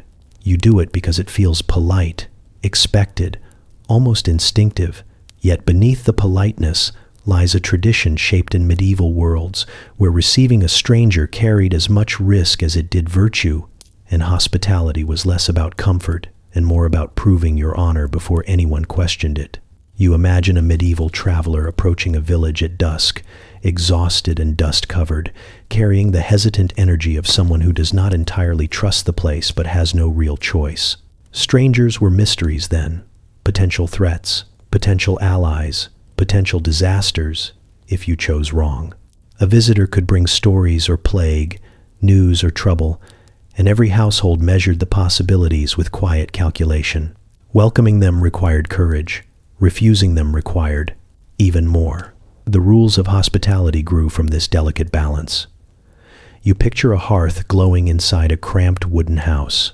The homeowner stands tall, shoulders squared in that stiff medieval posture that says, "I am generous, but do not test me." Inviting someone inside meant opening your world, showing that you were not hiding anything, proving that you lived honorably with nothing tucked in the shadows. Offering bread and drink served as a declaration that you wished no harm. These gestures were not optional niceties. They were survival tactics disguised as warmth. You feel a distant echo of that seriousness when you tidy a room before someone arrives, as if revealing a messy home might betray something deeper than dust. Medieval hosts believed their reputation lived inside their hearth. A clean space suggested discipline. A well-fed guest implied generosity. Hosting became a sort of subtle performance, a way to reassure visitors that you were trustworthy. And if trust faltered, in those days, conflict followed faster than anyone wanted. You imagine shared meals unfolding with the stiff caution of a rehearsal. The host offers food first, proving it is safe. The guest accepts politely, showing they are willing to follow the rules of the house. Conversation begins slowly, each person watching the other for hints of danger or insult. Hospitality became a fragile treaty, renewed with every bite and every carefully chosen word. You sense remnants of this when you host today, moving through motions that feel pleasant but curiously rehearsed. You offer drinks because ancient hosts did. You gesture toward the comfortable seat because someone long before you believed seating arrangements could prevent misunderstandings. You stand a little straighter, speak a little more warmly, and try, even subtly, to prove you are safe to be around. The stakes are nowhere near as high now, yet the instinct remains. You imagine the fear of strangers running through medieval villages, like a quiet undertow. Outsiders brought change, and change could unsettle communities built on delicate balances. Yet refusing hospitality could stain your reputation, marking you as a person lacking virtue, someone unworthy of trust. So villagers learned to welcome strangers with controlled generosity, offering enough kindness to appear honorable while keeping a careful watch for signs of danger. You feel yourself reenacting that ancient dance each time you greet someone new. You smile, even if cautiously. You speak gently, even if uncertain. You offer small comforts because doing so feels like the right way to bridge the unknown, a habit carried through generations of people who had far more to fear than awkward conversation. And as you share space with someone unfamiliar, settling into polite rhythm, you follow the old script shaped by fear, pride, and the need to be seen as honorable in a world that rarely gave second chances. You step into a room and instantly sense how much space is yours and how much belongs to everyone else. You shift to one side if someone stands too close, lean back a little when a stranger speaks with too much enthusiasm, or angle your body just enough to protect whatever sliver of privacy modern life still allows. You do it without thinking. But these instincts were carved long before the idea of personal space became a polite guideline. They were forged in medieval towns where privacy was rare, precious, and sometimes suspicious. You imagine a medieval house where walls are thin, rooms are shared, and the very idea of being alone feels like a luxury reserved for nobles or hermits. Families sleep in the same chamber, share the same fire, and overhear each other's conversations because there is simply no way not to. Privacy, as you think of it, barely exists. Instead, people carve out small personal boundaries through behavior, habits, and the ability to pretend they have not noticed something even when it happens 2 feet away. You picture a villager stepping outside not for fresh air, but for a moment of solitude that the cramped home refuses to offer. They walk toward the well or the edge of the fields, clutching the quiet like something fragile. Every villager understands this quest instinctively and politely pretends not to see. Respecting small moments of distance becomes a social skill, even when physical privacy is impossible. You feel hints of this when you step outside to think, or when you pause before entering a room where someone else sits quietly, sensing that the moment belongs to them. You imagine the crowded markets where people brush past one another constantly, jostling through narrow lanes with barely enough room to breathe. Medieval people developed sharp awareness of bodies, gestures, and intentions because getting too close could imply many things at once. Proximity could be friendly, threatening, flirtatious, or rude. A misread glance might spark gossip.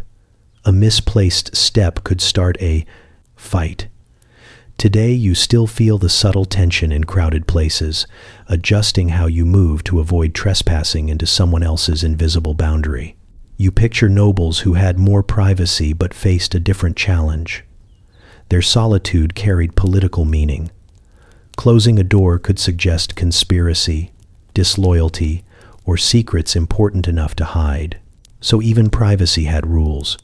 Doors were often left open during meetings, and conversations happened in plain view simply to avoid suspicion. You sense a faint echo of this when you leave a door ajar during certain interactions, or when you instinctively step into a visible space before making a private phone call. You are protecting the social script without realizing it. You imagine how medieval people learned to guard small personal belongings with almost ritualistic care. A bowl, a knife, a pouch, anything that belonged to them became an island of privacy in a sea of shared life. Touching someone else's things without permission was a serious violation. You carry that instinct when you hesitate before moving a stranger's bag, when you keep your belongings close in public, or when the smallest intrusion into your personal items feels oddly intimate. You picture the communal bathhouses, lively places where privacy dissolved entirely, replaced by a strange mix of vulnerability and normalcy. People adapted because they had no other choice. Yet even there, boundaries existed in the way people spoke, avoided staring, or created conversational distance.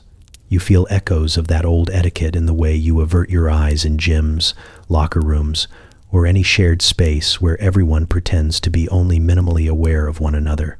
You move through your world, believing your sense of personal space is modern, shaped by convenience and comfort. Yet every instinct you follow was carved from centuries of negotiation with cramped homes, busy streets, suspicious politics, and communal living. The medieval world taught people to guard what little privacy existed and to respect the small boundaries others fought to preserve. And without realizing it, you navigate space the same way, carrying ancient habits into every room you enter. You walk into your workplace and immediately slip into an invisible maze of habits that feel natural but strangely rehearsed. You greet certain people with more formality than others. You speak differently depending on who stands near you, and you instinctively understand which conversations belong in the open and which belong whispered in cautious corners. You do all this without thinking, as if modern office culture wrote these rules, but the script is much older.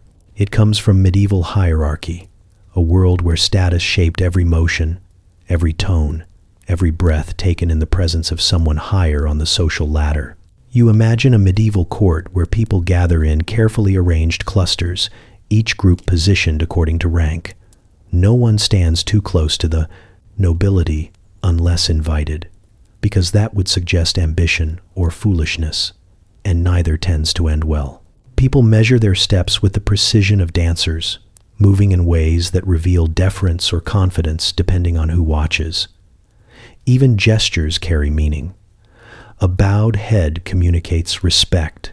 A raised chin hints at pride. A misplaced glance can unravel months of carefully maintained balance. You feel echoes of this when you speak to your boss and find your vocabulary subtly changing. Your sentences become polished, your tone smoother, as if some ancient reflex reminds you to demonstrate respect. Medieval villagers once approached their lords with the same shift in voice, not because they enjoyed performing humility, but because hierarchy demanded visible acknowledgement. You may not kneel, but your posture still adjusts. You imagine a medieval workshop where apprentices watch the master craftsman with a mix of admiration and fear. They learn when to ask questions and when to stay silent, observing unwritten rules that keep the space running smoothly. The master's mood shapes the rhythm of the day, and everyone adapts instinctively because upsetting the balance could lead to lost favor or lost livelihood. You feel the distant hum of this when you gauge someone's tone before speaking, reading the room the way those apprentices read the workshop. You picture the feasting hall, a long table divided by rank. Seats nearest the host belong to those with influence, while those farther down hold people whose opinions drift quietly into the background. Today you still sense these invisible seats when you enter a meeting room and notice how people choose where to sit. Some take the head of the table without hesitation, while others gravitate toward the periphery, comfortable watching rather than leading. No one announces these roles, yet everyone follows them. You imagine scribes who learn to address nobles with polished phrases, careful not to imply too much familiarity. Their letters balanced respect with clarity, navigating the fragile boundary between confidence and presumption. You feel this when you compose an email and realize you are editing your greeting, softening a phrase, or adding a polite closure even though you do not speak like that anywhere else. You think of medieval merchants negotiating deals with wealthy patrons. They smiled, nodded, and never pushed too quickly. They learned to read temperaments, to sense when authority shifted, and to adjust their behavior to protect their standing. You perform a softened version each time you navigate office politics, steering around personalities, smoothing over disagreements, and making sure you understand who influences what. None of this feels medieval, yet it is. The old structure lingers beneath your routines, shaping how you move through professional spaces. You live in a world where hierarchy is subtle rather than carved in stone, yet your instincts still lean toward the patterns born in courts, halls, workshops, and marketplaces. And every time you measure a word, adjust your posture, or read a room before stepping into it, you echo the quiet rules of rank that once shaped entire societies. You greet someone with a quick smile, a small wave, or a polite hello, and the moment passes as lightly as a breath. Farewells drift out just as easily. Soft goodbyes and see you laters that feel like simple social glue.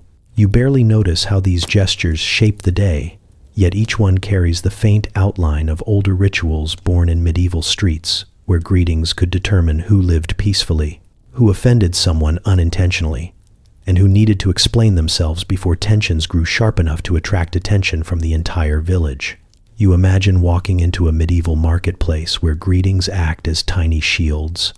A polite acknowledgement proves you have peaceful intentions. A friendly word shows you are not hiding anything beneath your cloak. People exchange blessings, short phrases that hover between courtesy and mutual reassurance. No greeting is ever meaningless. Every phrase carries a subtle message, a promise not to cause trouble. You still feel a sliver of that when you nod at a stranger on the sidewalk. Your smile, a small sign that you are simply passing through. You picture neighbors calling out to each other with predictable phrases, each one like a password confirming that everything is normal. In a world where rumors could spiral into full-scale confusion, politeness became a stabilizing force. Greetings helped prevent misunderstandings. Farewells ensured no one misread the end of a conversation as a slight. You sense echoes of this when you add a quick "well, have a good one" to avoid sounding abrupt, or when you soften a goodbye with a gentle tone even if you are in a hurry. You imagine travelers arriving at a village boundary. A greeting is required before they take a single step inside. Villagers, watch closely, measuring posture, expression, and tone. A respectful greeting grants passage. A careless or missing one triggers suspicion. Today, you do not fear being turned away from a neighborhood because you forgot to nod, yet something inside you understands the importance of acknowledging others before entering their space. You say hello to someone's home with a quiet knock, or offer a greeting when stepping into an unfamiliar room. You picture farewells too, long, winding phrases meant to protect the person leaving. Medieval goodbyes often included blessings because the world outside felt unpredictable. You send people off today with far simpler words, yet the instinct remains.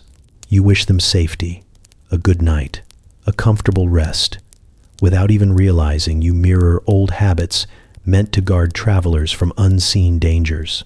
You imagine people carefully using polite titles, ones that highlight respect without crossing delicate boundaries. The wrong greeting could insult someone's rank. The wrong farewell could imply dismissal. Medieval etiquette demanded gentle precision in these interactions. You do not worry about lords or ladies anymore, yet you still adjust your phrasing based on who you speak to. Your voice grows softer with elders, warmer with friends, more formal when you sense authority. The old hierarchy whispers beneath every small change in tone. You see medieval boldness too, in the way farewells sometimes stretched into long exchanges simply because no one wanted to appear rude. You feel this today when you say goodbye at least 3 times before actually leaving, lingering in doorways, repeating parting phrases because ending a conversation abruptly feels strangely harsh. You move through your day believing these habits belong wholly to the present. Yet every greeting, every nod, every farewell carries the old rhythm of medieval life. A world where courtesy kept peace, protected relationships, and softened the edges of daily danger. And with each polite word you offer, you continue a tradition built by people who understood that kindness at the door often meant survival far beyond it. You hear yourself repeating certain phrases so casually that they slip out before you even realize they formed in your mouth. You say "fingers crossed," or speak of luck as if it were a shy creature easily startled by human confidence. You mutter "knock on wood," say "bless you," or throw out little protective sayings your family passed down without ever explaining. These phrases feel harmless, almost playful, yet each one carries the lingering breath of medieval superstition, shaped by people who lived in a world where fate seemed personal and invisible, forces hovered just beyond the edge of understanding. You imagine villagers gathered in a dim cottage, lit only by a fire that crackles with a temper of its own. They live in a world where sickness arrives without warning, harvests turn on a single cold night, and misfortune feels like an impatient guest. Words hold power here. People believe speaking something aloud can tempt or guide fate, so they create phrases to soften their statements, to protect themselves from sounding too sure about anything. These phrases become verbal charms, tiny rituals wrapped in everyday language. You picture someone praising a healthy child or a successful hunt, only to immediately add a hasty, protective phrase. They fear that compliments might attract attention from jealous spirits or wandering mischief. A simple phrase acts like a shield, a verbal fence they build around good fortune. You feel that same instinct when you say you are doing well, but quickly follow it with something that deflects the pressure of perfection, as if the universe might grow suspicious and investigate. You imagine medieval travelers whispering small blessings before leaving home, not elaborate prayers, just short phrases meant to guard their path. These sayings wove comfort into uncertainty. Today, you echo those whispers when you tell someone to take care, your voice automatically softening around the words. You do not think about spirits or danger, yet the phrase carries the same subtle hope that the person will return safely. You picture a villager sneezing in a crowded square. Immediately, someone murmurs a blessing, a reflex born from the belief that a sneeze opened the body to wandering spirits or signaled a weakening of protective energy. People rush to offer words that act like a barrier, a quick patch against unseen threats. You still say bless you without any real awareness of its origins, but your tone carries a faint trace of the urgency medieval people once felt. You imagine rituals layered into phrases like charms disguised as politeness. People avoided speaking directly of death, misfortune, or illness, choosing coded language instead. They believed naming something could summon it, so they spoke in soft riddles. You still do this when you talk around certain subjects, couching heavy ideas in gentle words because part of you feels safer softening their edges. You picture farmers crossing their fingers to seal promises or to invite good luck, twisting their hands into symbols meant to invoke divine protection. The gesture travels through generations until the reason fades, but the motion remains. You feel it too when you cross your fingers without a second thought, as if the gesture still holds a tiny spark of possibility. You imagine entire villages held together by these phrases, each one a thread in the fabric of daily life. Words became tools to manage fear, uncertainty, and hope. People leaned on them the way you lean on familiar sayings now, trusting them even when you do not fully believe in their power. You speak these phrases lightly today, but each one carries the echo of a world where language was a shield, a charm, a way to shape the invisible forces people believed pressed close around them. And, without noticing, you carry those old beliefs in the quiet corners of your speech, keeping centuries of superstition alive with every simple, whispered phrase. You move through your year believing it is shaped by weather, work schedules, and a few holidays you learned as a child. But the rhythm that carries you from season to season was set long before your calendar existed. You follow a pattern carved by medieval life, a world where each month carried rituals, obligations, and warnings, and where time itself felt alive. You may plan vacations with modern precision, but your instincts still lean toward a cycle created when people read the world by candles, harvests, and church bells. You imagine the medieval New Year, not beginning in the cold stillness of deep winter, but in early spring when the world stirred awake again. Time restarted when blossoms returned, not when clocks declared it. You feel the faint echo of that instinct when the year only seems to truly begin for you once the air warms, as if your mind refuses to accept the fresh start until the earth itself agrees. You picture farmers moving through months named for the tasks that ruled them: hay cutting, threshing, shearing, storing. Every season demanded different work, and people knew the calendar not by numbers, but by what needed doing. You sense a distant reflection of this when certain months trigger the urge to clean, to reset, or to prepare, even when nothing in your modern world requires it. Something inside you still follows the rhythm of long vanished fields. You imagine the festivals sprinkled through the year, bright spots designed to break the monotony of labor. Feasts marked the solstices, saints' days, and harvest milestones, turning time into a series of moments people eagerly anticipated. These festivals became anchors in the medieval mind, tiny lighthouses guiding them through difficult days. You feel the softened version of that when holidays seem to divide the year into chapters, and when the stretch between them feels strangely long or oddly short, depending on how the seasons unfold. You picture a world where winter felt endless. People marked each small moment of returning light with quiet celebration because they needed the reassurance that nature was still on their side. Today, even with central heating and electric lamps, you feel a whisper of the same relief when days begin to stretch again, and you instinctively crave light in ways medieval people would instantly understand. You think of the medieval habit of treating certain months as unlucky for marriage, travel, or big decisions, simply because tradition said so. These warnings passed through generations until they embedded themselves in culture. You may not avoid choices the same way, yet you still feel something peculiar about starting major plans in late winter or taking on new commitments during seasons that feel heavy. Old caution clings to your instincts, even without names for it. You imagine entire towns gathering for midsummer, setting aside work for celebration because tradition dictated joy at that moment. Today, you still expect summer to feel freer, lighter, as if centuries of old festivals left a warm imprint on the season itself. You do not need bonfires to feel that shift, because the rhythm beneath the months tells you to loosen your shoulders and breathe easier. You picture the medieval year as a tapestry woven from survival, celebration, fear, and gratitude. Every season told people who they needed to be.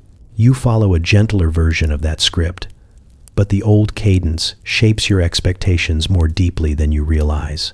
And as you move from season to season, feeling the quiet tug of patterns older than your calendar, you carry the medieval year with you, woven subtly into the way you measure time itself. You move through your day, expecting certain things to feel fair. Lines should be followed, rules should apply to everyone, and consequences should make sense, even if they occasionally to annoy you. You rarely question where these expectations come from, yet they were shaped long before modern laws existed. They were born in medieval towns where order depended on punishments that were public, memorable, and sometimes creative in ways that make you grateful to live in the present. You imagine stepping into a medieval square where justice happens in full view of the community. People gather not out of cruelty, but because the entire system relies on shared understanding. Seeing a punishment teaches as much as hearing the rule. You may find the spectacle unsettling, but medieval villagers see it as necessary, a reminder that fairness must be visible to be real. You sense the faint echo of this today when you expect transparency from leaders, or when hidden decisions feel wrong, even if the outcome is technically correct. You picture small offenses met with punishments designed to fit the crime. A baker caught cheating, his customers might be forced to stand with burnt bread hanging around his neck, a visual reminder of dishonesty. A person guilty of spreading harmful rumors might have to walk through town carrying a symbolic object that exposes their behavior. Medieval justice aims to restore balance, not through severity alone, but through clarity. You feel the reflection of this when you hope modern consequences match the wrongdoing, a sense of proportion shaped by centuries of watching guilt and penalty mirror one another. You imagine the stocks standing in the square, a simple device that humiliated more than it harmed. People passing by could see who had violated the rules, but they also saw that the punishment ended. After a few hours, the offender returned to normal life. Medieval justice combined shame with reintegration. You still carry a softened version of this belief, expecting people to be held accountable but eventually allowed to move on. You want balance, not endless punishment, even if your world expresses it through apologies and second chances instead of wooden restraints. You picture the role of community in enforcing fairness. Villagers watch each other closely, not to judge, but because order rests on shared responsibility. If no one reacts to wrongdoing, fairness dissolves. You feel a trace of that instinct when you speak up about something small, like someone cutting in line or ignoring an unspoken rule. It is not about confrontation. It is about protecting the invisible framework everyone relies on. You imagine harsh punishments too, ones meant for serious crimes, where the spectacle becomes a warning. Medieval life is fragile, and threats to order are taken seriously because chaos could spread quickly. While you recoil from the brutality, you understand why people once believed fear was necessary. Today, the instinct survives in gentler ways. You expect big consequences for actions that endanger others, not out of cruelty, but because fairness feels incomplete without clear boundaries. You think about how medieval laws were often recited aloud in public spaces so that no one could claim ignorance. People needed to know the rules to follow them. You feel this when you want guidelines explained clearly, when confusing rules still irritate you even if you comply. Clarity feels like a right, because once, knowing the law meant survival. You picture the end of a punishment, the moment when the offender re-enters the crowd and everyone quietly agrees the matter is finished. The community returns to its rhythm, trusting that fairness has been restored. You may not watch punishments play out in a square, but the same expectation lingers in you. When justice is carried out openly and proportionately, something inside you settles, and every time you demand fairness, transparency, and balance, you are echoing a medieval world that used public rituals of consequence to hold society together, shaping the very instincts that guide your sense of order today. You catch yourself performing tiny rituals without knowing why. You avoid walking under certain things. You hesitate before boasting about something going well. You feel a pulse of unease if you break an object that should probably not be broken. These habits seem harmless, quirks you picked up from family or childhood stories, but the reasoning behind them stretches far back into medieval life, where misfortune felt like an active character lurking behind doors, chimneys, and shadows. You imagine a world where people cannot explain the sudden illness of a cow or the failed sprouting of a field. When the tools are simple and the sky is unpredictable, the safest explanation is that unseen forces are at work. Entire villages craft rituals to outsmart these forces, turning tiny actions into shields against chaos. You sense a faint echo of this instinct when you pause before saying something too hopeful, as if optimism itself might draw unwanted attention from whatever ancient listener still hovers nearby. You picture a medieval family placing iron at the threshold to ward off wandering spirits. Iron is strong, unyielding, and unnerving to anything that does not belong in the world of the living. You do not lay metal across your doorway today, yet you still feel that strange comfort in small barriers. A locked door, a closed curtain, even a symbolic action like setting something in place at night carries the same quiet satisfaction. It is the belief that a simple act can keep misfortune at bay. You imagine villagers avoiding certain crossroads at dusk because legend says invisible things travel along those paths. Roads meet where energies collide, so people create rules to navigate them safely. Today you avoid dark alleys out of common sense, but there are also neutral spaces you treat with inexplicable caution. You stand a little straighter when passing an old tree, or hesitate before stepping into a neglected part of town. It is not fear, just a subtle feeling inherited from centuries of shared superstition. You picture people knocking on wood long before the phrase existed as a playful habit.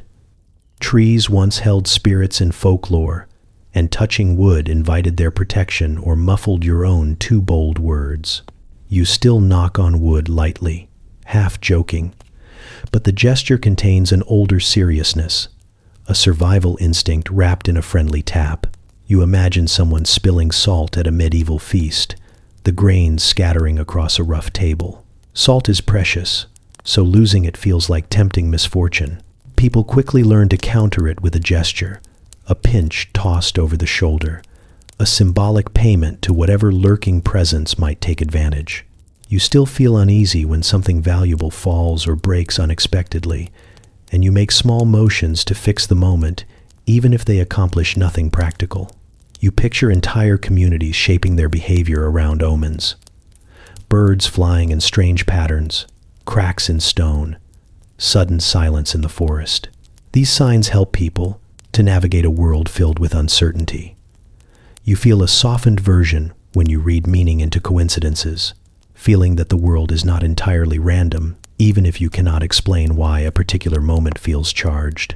You imagine the medieval belief that fortune favors those who respect rituals. People carry charms, whisper phrases, or avoid certain actions during key moments. Weddings, births, planting seasons. Today you may not believe in omens, yet you still prepare spaces before important events, tidy your surroundings, or follow certain routines because they give the moment structure that feels older than you. You move through a life that seems free of superstition, but the instincts within you still follow ancient logic. They remind you that humans once lived in a world that felt alive, unpredictable, and watchful.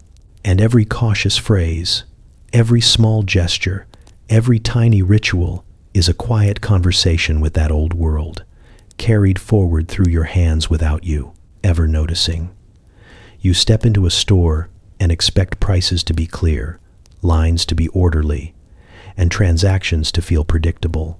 You want fairness, transparency, a sense that no one is slipping a trick into the process. These instincts seem modern, shaped by receipts, scanners, and return policies crafted with corporate precision. Yet each expectation trails back to medieval marketplaces where chaos hummed beneath every exchange and fairness had to be carved out of noise, suspicion, and the occasional goat wandering through someone's stall. You imagine a medieval square alive with shouting merchants, the air thick with the smells of fresh bread, drying herbs, and animals that clearly missed the memo on personal hygiene. Buyers weave through the crowd, clutching coins, with the caution of people who know a clever hand can pluck a purse faster than a blink. Fairness is not guaranteed here.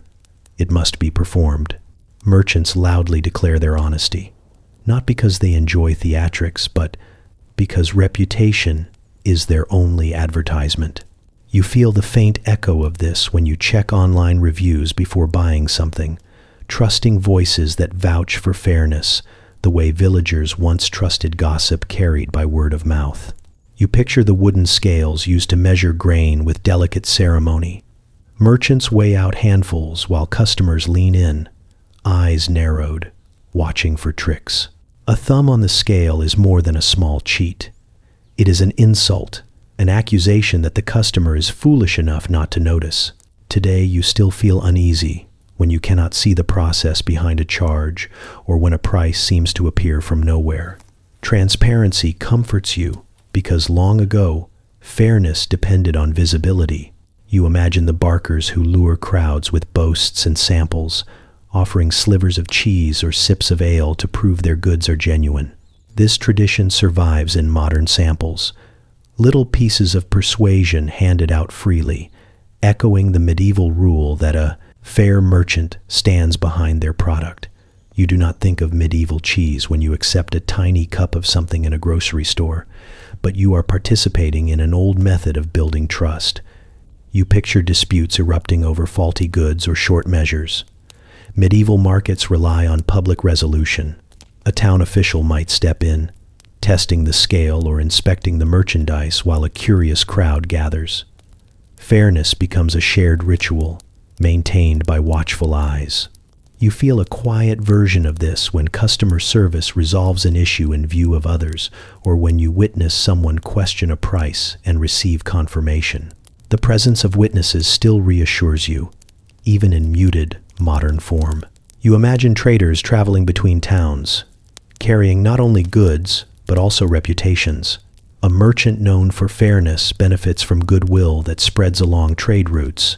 You continue that tradition without realizing it when you gravitate toward familiar brands, choosing trust over novelty, because humans have always relied on reputation to navigate uncertainty. You think of medieval bargaining, a dance between buyer and seller where both sides seek balance. No one wants to lose face or push too hard. You feel its softened imprint when you negotiate a price, ask for a discount, or compare costs across stores. Even when fixed prices remove the performance, the instinct to seek a fair exchange remains. You picture market rules established by towns, not out of bureaucracy, but out of necessity. Standard measures, quality checks, limits on where stalls can be placed. These rules protect fairness in a world that would otherwise tip into disorder. You still expect governing structures to protect you from being cheated, from small transactions to large commitments, because fairness has long been a communal promise. And every time you read a label, check a price, or trust a seller because something about the exchange simply feels balanced, you are echoing the rhythms of medieval trade, carrying forward the old belief that fairness is not automatic. It is something shaped by people, protected by customs, and reaffirmed in every honest exchange. You sit at a table with friends or family, and without thinking, you wait until everyone has their plate before you lift your fork. You offer someone a bite of something you like, or you feel an odd pressure to divide snacks evenly, even when no one asked you to. These gestures seem like simple niceties, but their roots lie in medieval customs shaped by survival, suspicion, and the delicate dance of communal living. You are not just being polite.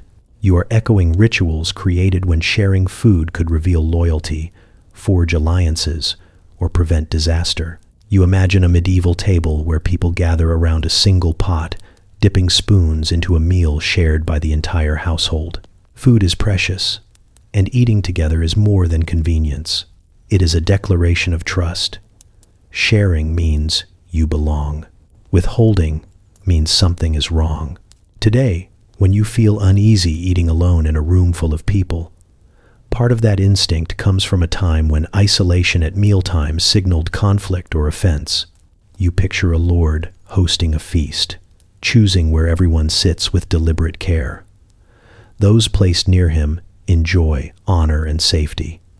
Those pushed farther away understand their ranking wordlessly. Sharing bread with someone, literally tearing from the same loaf, becomes a quiet pledge of peace. You feel this echo when you offer someone a piece of what you are eating, even if you barely know them. The gesture feels intimate because it once carried real social meaning. You imagine villagers offering food to guests, not out of generosity alone, but because hospitality protects the household from gossip and ill will. A visitor who leaves unfed might speak poorly of their host, and reputations matter more than gold. You still sense the softened version of this when you push snacks toward someone who insists they are not hungry, because feeding a guest feels like a duty older than you can name. You picture meals in medieval taverns where sharing drinks or plates signals camaraderie. Travelers join strangers at communal tables, and for a brief moment, they share more than stew. They share stories, warmth, and protection from the dangers outside. Today, you feel the ghost of that camaraderie when you instinctively pass around a bowl of appetizers at a gathering, letting everyone join the same moment through a shared bite. You imagine parents teaching their children strict rules about taking only their portion. Food supplies must last through seasons, not just days. Overindulgence is dangerous. Selfishness threatens the group. These lessons become deep instincts. You honor them when you take a modest serving first, or check whether others got enough before reaching for seconds. It feels like politeness, but it also carries the weight of survival learned through generations. You picture the unease surrounding the last piece of anything. No one wants to take it first. In medieval times, this hesitation showed respect, signaling that others deserved a chance.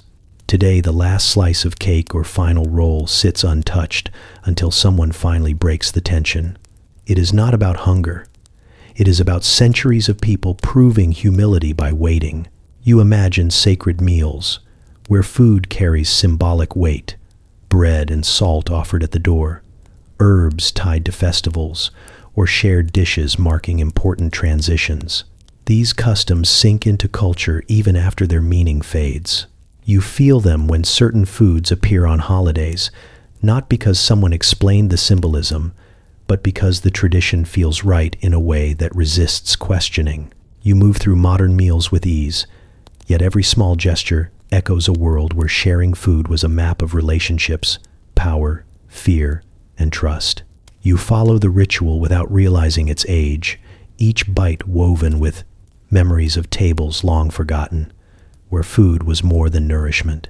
It was the glue that held communities together, and in many quiet ways, it still is. You meet someone new and feel your body shift subtly, almost automatically, into a posture of harmlessness. You smile, soften your voice, reveal your hands without thinking. You stand far enough away to seem respectful, yet close enough to seem open. These small signals flow out of you like instinct, but they were shaped in a world where first impressions could decide whether two strangers became friends, allies, or problems best avoided before sunset. You imagine medieval villages where people approach each other slowly, announcing their presence with deliberate friendliness. A raised hand, palm open, becomes a universal sign of peace. No weapons, no hidden intentions. You still use this gesture today, waving at someone across a parking lot or lifting your hand to greet a neighbor. The motion feels casual, but its original purpose was survival. You picture travelers meeting on rural roads edged with forest.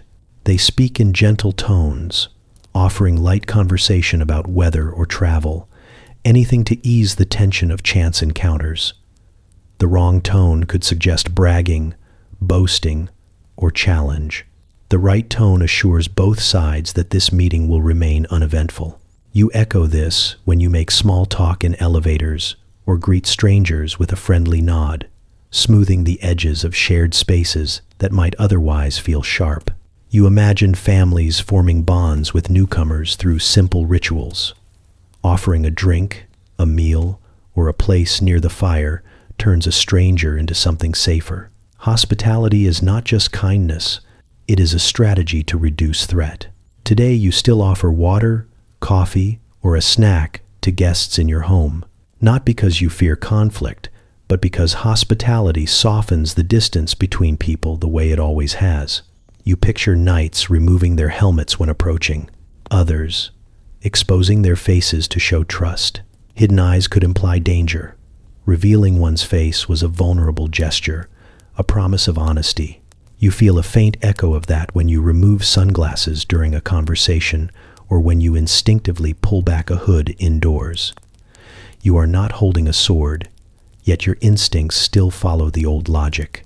You imagine villagers clasping forearms instead of hands, a greeting sturdy enough to check for concealed blades. This ritual evolves into friendlier gestures over time, but its purpose remains to show openness and vulnerability.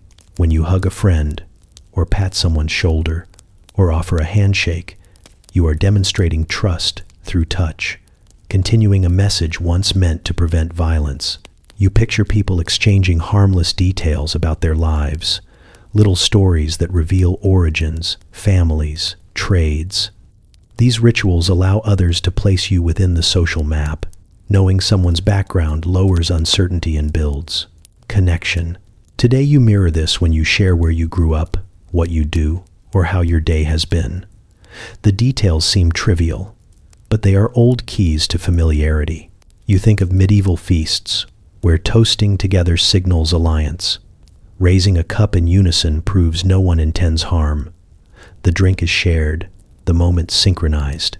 You still feel the warmth of that ritual when you clink glasses with friends or raise a cup in celebration. It is not just a gesture, it is a vow of goodwill hidden beneath laughter. You imagine travelers exchanging simple tokens, small objects meant to show peaceful intentions, a ribbon, a carved piece of wood, anything symbolic enough to convey harmlessness. You sense the softened version of this when friends share inside jokes, bracelets, playlists, or photos. These small exchanges still say the same thing. I am with you, not against you. You move through your world believing your friendliness is personal preference. But beneath every soft smile and open gesture lies a memory of a time when signaling peace was essential, when every interaction began as a negotiation between caution and connection, and with each gentle greeting, you continue the ancient ritual of turning strangers into something safer, echoing a world that taught humans to survive by choosing friendship over fear. You notice the way you form habits, how certain routines cling to you even when they no longer serve any real purpose. You lock your door twice, check the stove before leaving, arrange objects in places that feel safe even if you cannot explain why those places matter.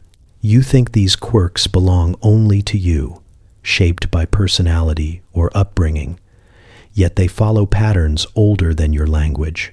They trace back to a time when survival depended on predictable behavior, when the smallest mistake could turn an ordinary day into trouble that spread faster than anyone could contain. You imagine a medieval cottage where the family wakes before dawn, moving through a sequence of actions practiced so often they become second nature. Someone checks the embers, someone inspects the food stores, someone listens for weather that might threaten crops or comfort. Life depends on habits learned through caution. Forgetting a single step could mean spoiled food, cold nights, or illness creeping in. You feel the echo of this when you repeat morning routines with near reverence, as if skipping one small task might throw the entire day off balance. You picture a villager tying the same knots every time they secure their roof or pack their goods for market. The knot is not just practical, it is a ritual. It reassures them that danger will not slip through cracks they failed to seal. You perform a modern version of this when you tighten something one extra time or check a latch repeatedly, knowing deep down that certainty feels safer than speed. You imagine communities preparing for winter with a rhythm carved from centuries of repetition. They gather firewood in predictable amounts, store grains in specific places, and follow patterns so ingrained that breaking them feels reckless. You sense the softened version when certain months still inspire you to clean, reorganize, or prepare, even when your survival does not depend on it. The instinct to fortify your environment runs deeper than your lifestyle. You picture medieval roads where people travel only if they must, planning their routes with careful attention. They know which paths are safe at dawn, which villages welcome strangers, which forests hide danger after dark. Planning becomes habit, and habit becomes protection. Today, you plan your days with similar caution, mapping routes, estimating time, and preparing for what might happen. It feels modern, but the instinct to foresee trouble is old and stubborn. You imagine the countless small tasks done daily, simply because not doing them invites risk. People store tools in the same places, speak the same warnings to children, check the same corners of their homes. These rituals keep the world predictable. You feel this every time you place your belongings in consistent spots or repeat instructions, without realizing how old that impulse truly is. You picture medieval fears shaping habits so thoroughly that they become invisible. People avoid certain areas at night, close shutters before storms, and keep water within arm's reach even indoors. You see the faded version when you leave lights on in specific spaces or keep certain objects ready out of instinct rather than need. These are not just routines, they are echoes of survival strategies built into human behavior. You imagine families passing habits from one generation to the next, each member learning patterns without questioning the logic behind them. The habits carry wisdom even when the reasons fade. You follow similar paths when you adopt routines from parents or grandparents, repeating actions they likely inherited from someone long before they could name the source. And as you move through your life, forming habits you rarely examine, you carry the imprint of a world where consistency once meant safety, where ritual offered control, and where people survived because they learned to repeat the actions that protected them. Those medieval strategies live quietly inside you, shaping your routines in ways you feel but do not always see. You move through your day surrounded by rules no one remembers agreeing to, yet you follow them with surprising loyalty. You hold the door for someone even if they are questionably far away. You avoid sitting in the one chair that feels unofficially reserved for someone else. You wait your turn for something no one is actually guarding. These habits drift through your life like faint ghosts of expectations you never noticed forming. But their roots lie in medieval customs that refuse to die, clinging to the present with the quiet determination of ivy on an old stone wall. You imagine a medieval town where people invent rules simply to keep their world from sliding into confusion. These rules feel small, but essential. Do not sit at the Lord's table.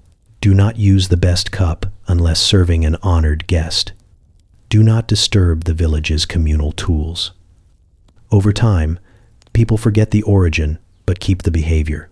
You sense that same lingering logic when you avoid taking the best slice of anything, or wait to claim a seat that feels like it belongs to someone else, even though it objectively does not. You picture villagers following routines with unwavering dedication. They sweep the doorway in a particular direction, hang herbs above certain thresholds, or keep water placed near windows for reasons no one fully remembers. These gestures began as practical or spiritual needs, but as centuries pass, they become traditions kept simply because they belong there. You echo this when you place objects in familiar spots or decorate certain spaces the same way each year without questioning why it feels right. You imagine expectations surrounding clothing that never truly disappeared. Medieval people wore specific colors to show status or allegiance, and even after the meaning fades, the categories remain. You feel the faint residue when you choose certain outfits for specific situations because they feel appropriate. No one enforces the rule, yet you follow it because tradition whispers through your instincts louder than any written guideline. You picture communities assigning invisible ownership to spaces. A bench near the well belongs to the elders. A seat near the fire belongs to the one who stokes it. Everyone knows these unspoken arrangements, and no one dares disrupt them. You sense the modern echo when you walk into a break room and instantly avoid the chair that clearly belongs to someone who has unknowingly claimed it through sheer habit. You imagine medieval homes with rules passed quietly from parent to child. Some rules are born from danger, others from personal preference. But after enough seasons, no one remembers which is which. You still follow similar inherited guidelines. Do not put certain things on the table. Do not enter a room without announcing yourself. Do not do specific tasks at night. These rules feel strangely important even when they have no logical purpose anymore. You picture markets where people form lines not because anyone told them to, but because crowding causes too many arguments. The line becomes tradition, not law. Today you join a queue automatically, even when there is no sign, no rope, and no one enforcing order. The tradition governs the moment long before your mind catches up. You imagine festivals structured around customs that lost their original meanings centuries ago. Torch parades meant to ward off winter spirits become simple celebrations of light. Bread rituals meant to honor local gods become charming seasonal traditions. You participate in similar events, enjoying them without understanding why the world insists they belong exactly where they are on the calendar. You move through a life filled with behaviors that seem harmlessly modern, yet they were shaped in medieval streets, homes, and halls where people needed rules to keep uncertainty from taking over. These customs traveled through generations not by necessity, but by memory, by habit, by the satisfying comfort of familiarity. And each time you follow one of these forgotten rules without thinking, you keep the stubborn heartbeat of those ancient traditions alive, carrying the past quietly into the present. You move through your day believing your choices belong entirely to the present, shaped by convenience, preference, and the slow drift of your own habits. You lock your door, stand in line, greet strangers with small smiles, pass dishes around a table, and whisper tiny phrases meant to soften luck or summon comfort. None of it feels ancient. None of it feels borrowed. Yet as you look closer, You begin to see the faint outlines of a world long gone, its patterns stitched into your movements with a quiet persistence you never thought to question. You imagine stepping back through each chapter of your own routine as if walking through a series of medieval villages. Every gesture mirrors something once done for safety or survival. You realize that when you shake a hand, you still echo a time when strangers needed proof that no blade hid beneath a sleeve. When you line up patiently in a crowded place, you follow rules once created to keep chaotic markets from collapsing into shouting matches. When you avoid taking the last piece of food, you preserve the spirit of feasts where generosity meant harmony and stinginess sparked gossip faster than a spark on dry straw. You picture yourself clinking glasses with friends, feeling the soft chime that once promised the wine was safe to drink. You nod politely, following the old choreography of gestures that prevented misunderstandings in a world where pride and honor were quick to catch fire. You sense how certain greetings still carry the shape of ancient caution, revealing empty hands or familiar smiles to show you come in peace. Every farewell you soften, every blessing you mutter after a sneeze, every small joke about luck carries the weight of people who believe the world listened closely to their words. You imagine the medieval calendar humming underneath your modern one, pulling you through seasons with subtle pressure. You clean, prepare, and reorganize when the year turns, not because you must, but because centuries of ritual have taught your body the rhythm of renewal. You distrust long, dark nights in ways you cannot name. You chase sunlight as if remembering a time when warmth meant survival. You picture your habits forming in layers, some from your family, many from tradition, and countless from ancestors who shaped their lives around danger, scarcity, and community. Their routines survive in your instinct to double-check, to tidy, to schedule, to prepare.